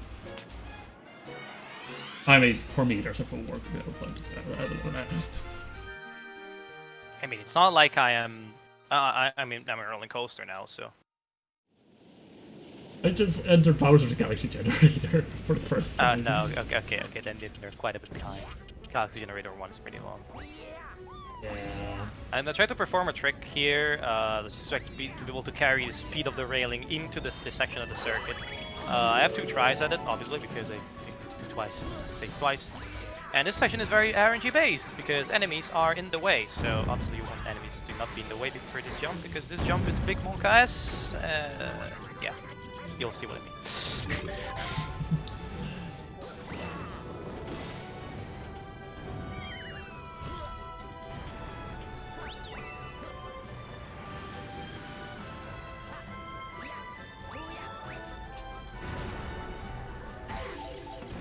I lost it. Yeah.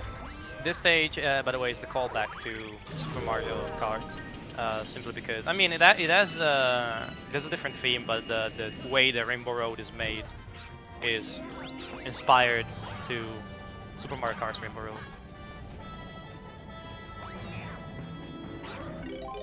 Overall, on that stage, the Toads make so many good puns. I love them. I mean, they're bad, but that's what makes a pun great. Look, Krusty. No. Oh. Sorry, no. Oh. Honestly, I would take listening to Captain Toad's jingle for 30 minutes over having somebody tell me that pun for 10.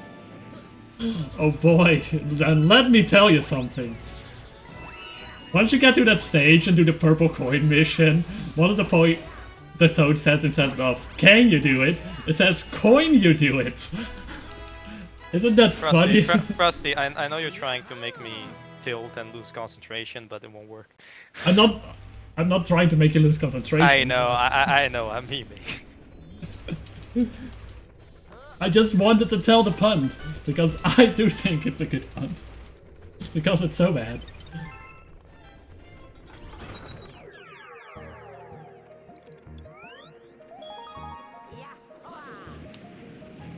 Yeah, but the unfortunate time loss in a roller coaster in general with that first mistake.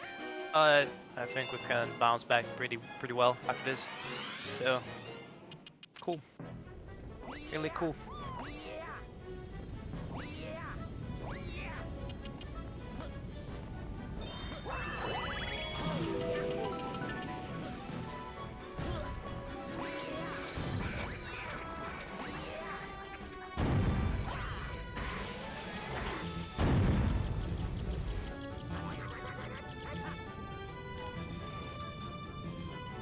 Alright, this is now the callback to Super Mario Sunshine. If you have played Super Mario Sunshine, no worries.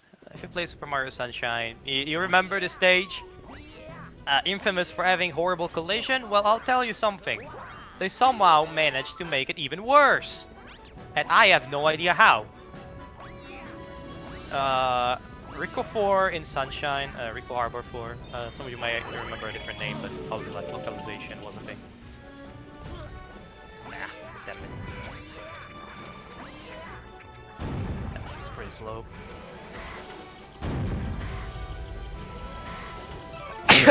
Sorry. I hate this. I hate it. I'm actually gonna do this the casual way. I'm gonna have to go YOLO now because it'll never back up clouds, so luckily I got it. I mean, that was the other strat that you could go for this star. Only you should hit the green star right at the end. That's quite an important... I'm just playing so bad now. I don't do this normally. I don't kill these enemies. Stop it! Stop it!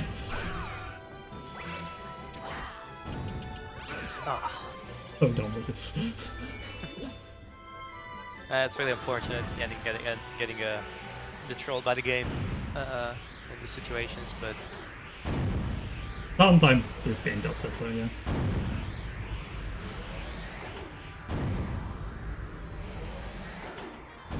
okay, the collision here is really horrible. If you jump, you die. In some circumstances, so the IL cycle is really horrible. Also, I forgot to lower my volume. Then again, there were no complaints as far as I could hear in terms of volume, like sound picking up for Frost. So I don't think it was a problem. At any rate, I lowered it now.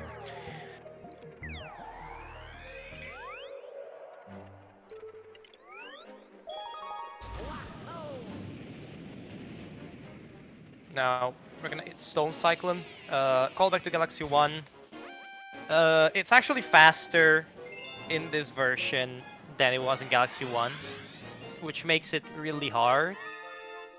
But obviously we found out ways to stabilize things. But it is a pretty wild stage. Momentum goes a long way in this game, and you'll see what I mean.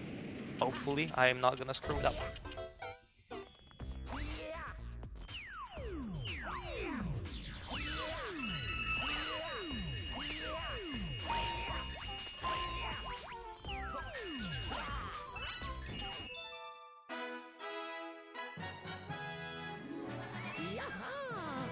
It's so nice when you do Mario Squared greens that you can see the other green star already. Like, where else could you have hidden green stars in this one? Yeah, I mean, it's really... I wish that they'd done something with the lava boost, like you need to get lava boost to get one or something, but yeah, it's really hard to hide something there. Obviously.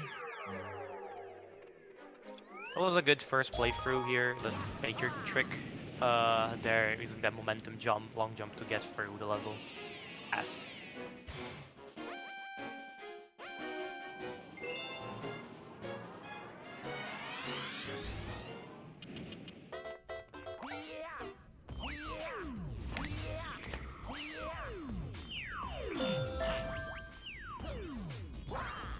Alright. Now, the second part is also very scary about this stage.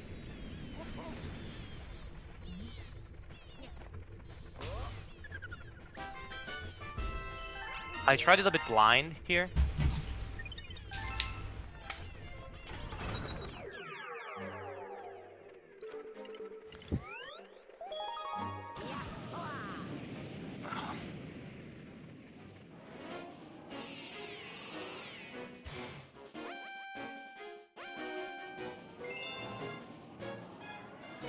Alright, now we're heading into Boss Blitz, which is a boss rush from Galaxy 1.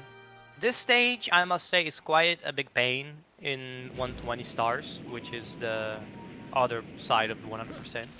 Luckily, in Green Stars, there's two advantages to this. The first one is that we can skip the cutscene from the bosses showing. The second advantage is that we only need to play through 3 bosses the first time and 2 the second time, compared to 5 each time for 120. So that makes it a bit more bearable and much easier to deal with. Plus, the strats we go for obviously are the fastest kill to the boss possible, so they should be quite entertaining.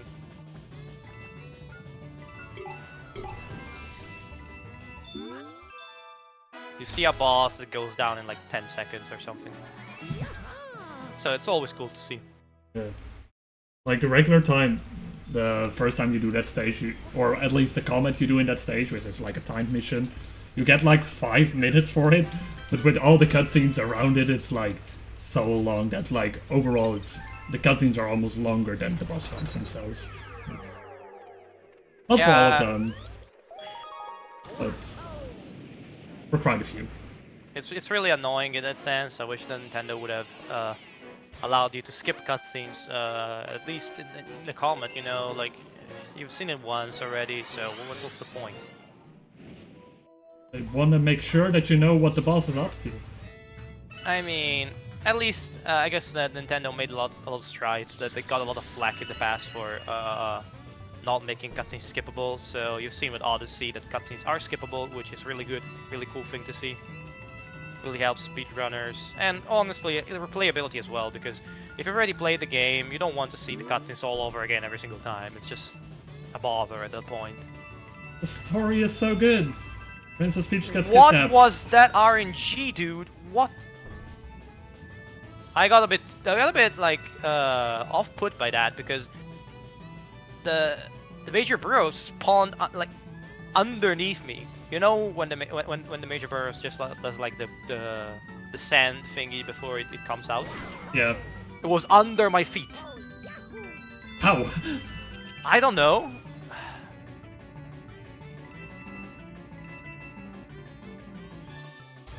Are you for real?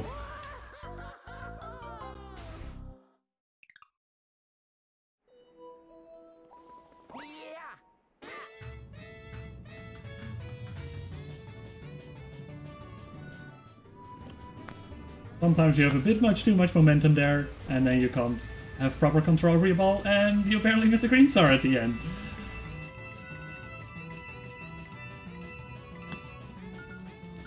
Right, sorry, I've been made aware of a bit of technical problem with the webcam. I'll fix it as soon as I can before the final stage. Since there's a cutscene before the final stage, I mean, the entry cutscene, obviously. Sorry for the technical inconvenience. My webcam has been acting a bit up lately. So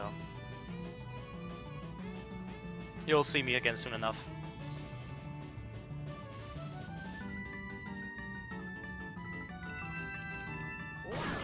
Oh, damn it.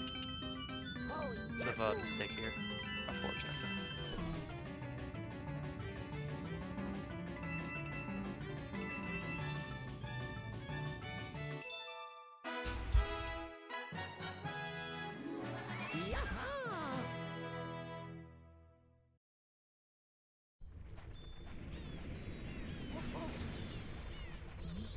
I haven't talked about the bosses too much, but as you can see, like, if you know the way to defeat them, it just goes by so fast. It's just You spin, you win. Basic gist of Galaxy games. Spin to win.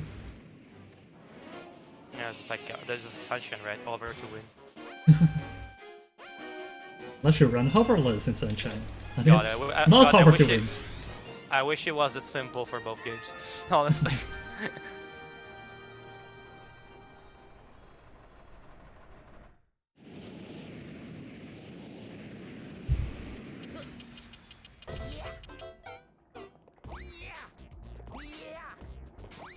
Again, I apologize for the webcam thingy. I'll enter the cutscene for the stage soon, and I'll be able to go under the desk and plug. I hope you enjoyed the black wall for the moment. Should be a really nice scenario right there. As you can see, the momentum is really weird on these platforms. You just want to use the Sunshine where you can just walk on these things while they're like sideways. And we're back. Speedrun, camera fix, any percent in less than 14 seconds, guys. We did it, boys. We got him. We got him. Also, gotta mention the tech. This is gonna be the last star. It's not the fastest one. It's a real interesting star. There's a lot of movement going on. Just be ready on time. It's gonna be in about 2 minutes, I would say.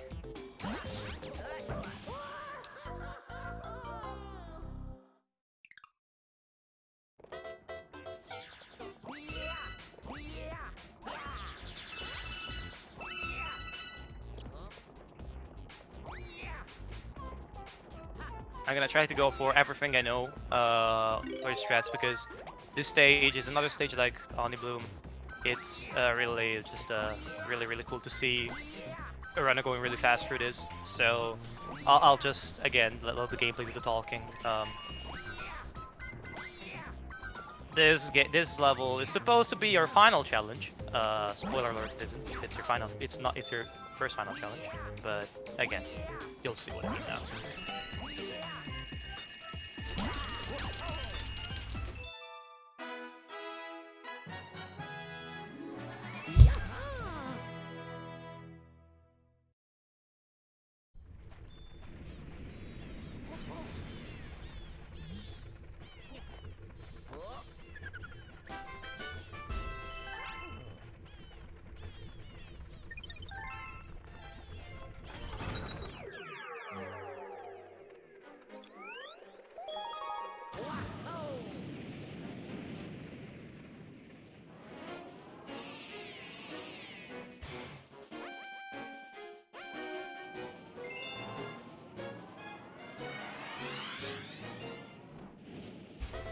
Unfortunately, this is not the cleanest playthrough of the level. Time is coming up really soon, so be sure to get ready.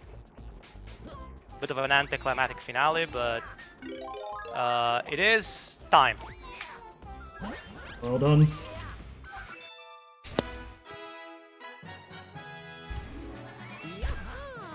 That's a PB, I think, for you, right? All right, lads. Yes, that's a PB. Definitely unexpected, but I'll take it. You know, I'll take it.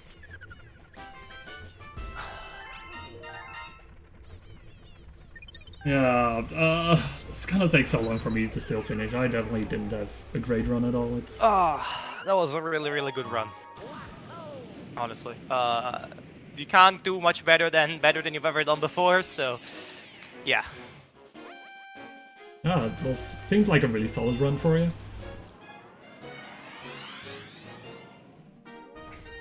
Had a bit of a few hiccups through the way, but I was more consistent than the other times. So. So yeah, I still need like 10 minutes to finish. Not sure how we're doing on schedule, but if it's the case that we're like far behind or behind, you know, still got the perfect run to show off, you know. Well, Yeah, how long is perfect run? It's about 4 minutes, I think. 5 minutes with the full setup. and such. With the full setup, if you were to do the perfect run now, you would remain on schedule.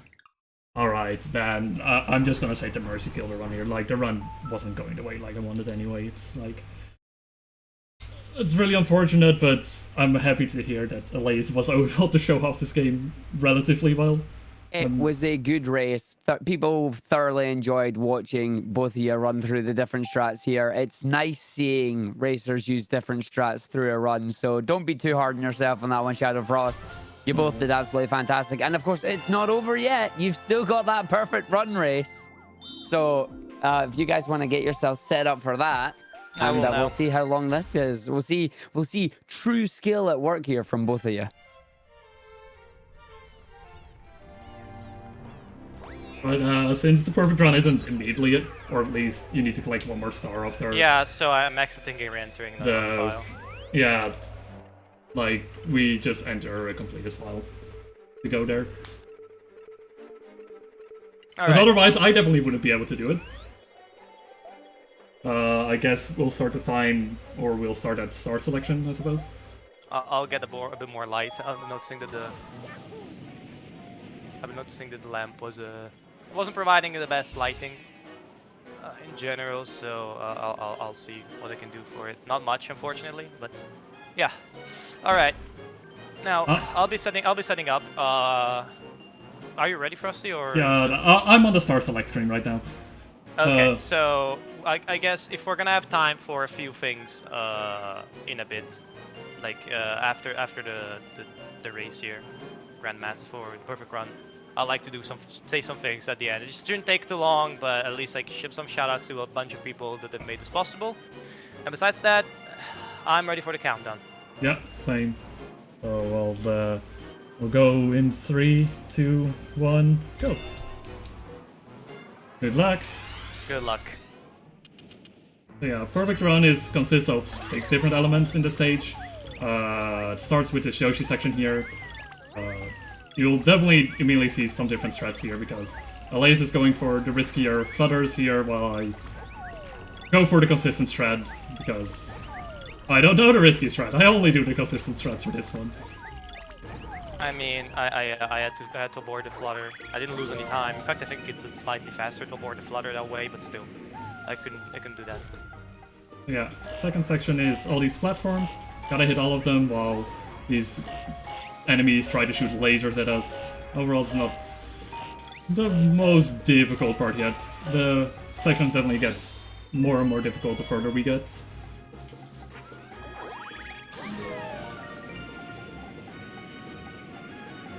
Now for the third section, it's the cloud section, which a bunch of lasers that we gotta avoid, or, well, not lasers, electric fences. Small little skip there.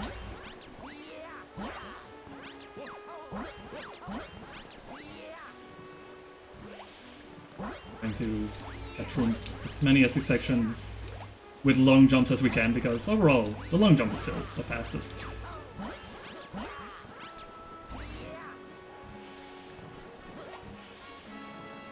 Okay. I made it to this section with 3 clouds here, so that's really convenient for later parts. One thing that we can't really do right now if you have the clouds is do a spin, because then you use up one of your clouds. I mean, it is a thing, but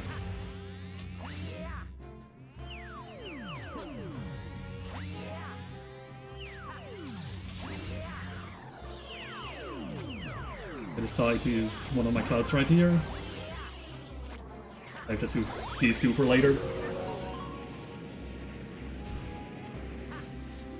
Next part is the pool star path. Luckily, we can cheese this part a little bit by shaking out of the pool star. We can kind of get out of the 2D plane to more easily maneuver around all the obstacles. Yep. And we get to the last section. I'm assuming LA is like right around here as well. Yep. Entering the final launch site, so to speak. Yeah, for this final section, it's definitely the hardest. There's like all these enemies throwing stuff at your face. This section has murdered so many hopes and dreams, it's not even fun.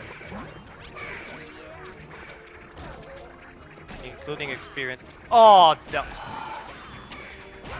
well, I guess you win the race. Unless you died. I made it. Ah, really unfortunate. I was sniped at the end by one of the boomerang bros moving. Oh, yeah, that part really sucks. It's like the hardest part of the perfect run, like with so many enemies throwing stuff at you.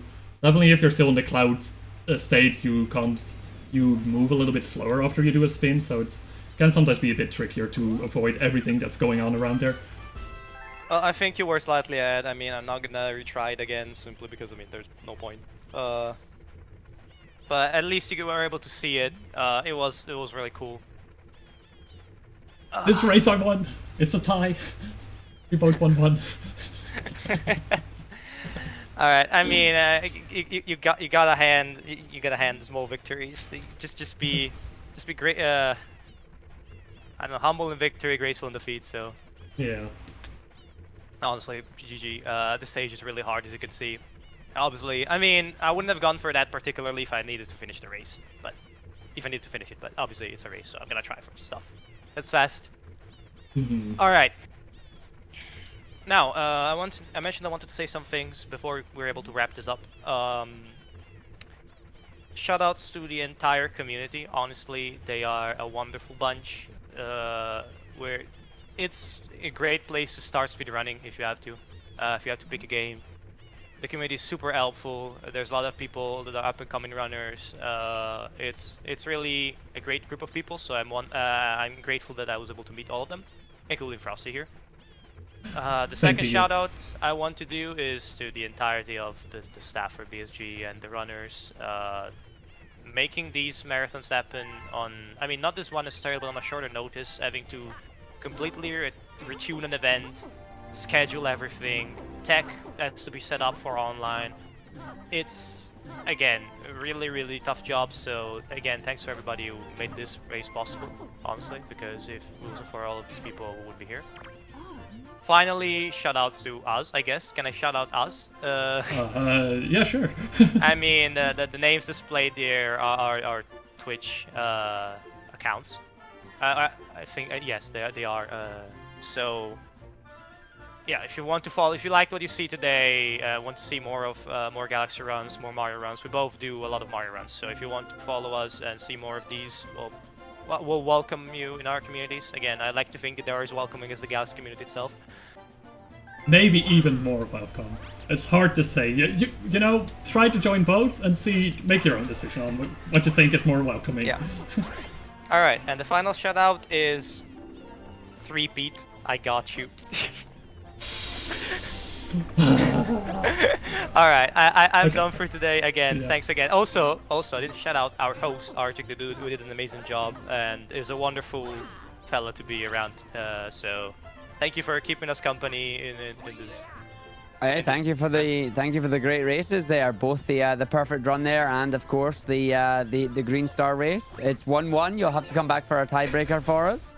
But we are going to wrap it up here. We're going to move on to our next run, which is going to be Rayman Any %. So do stick around for that. We're going to go into a short intermission, do a short tech setup, and then we will be through on that one. I am handing it over from hosting as well. I will be back later on tomorrow for a few more hostings and a few more runs as well. So see you guys after the break.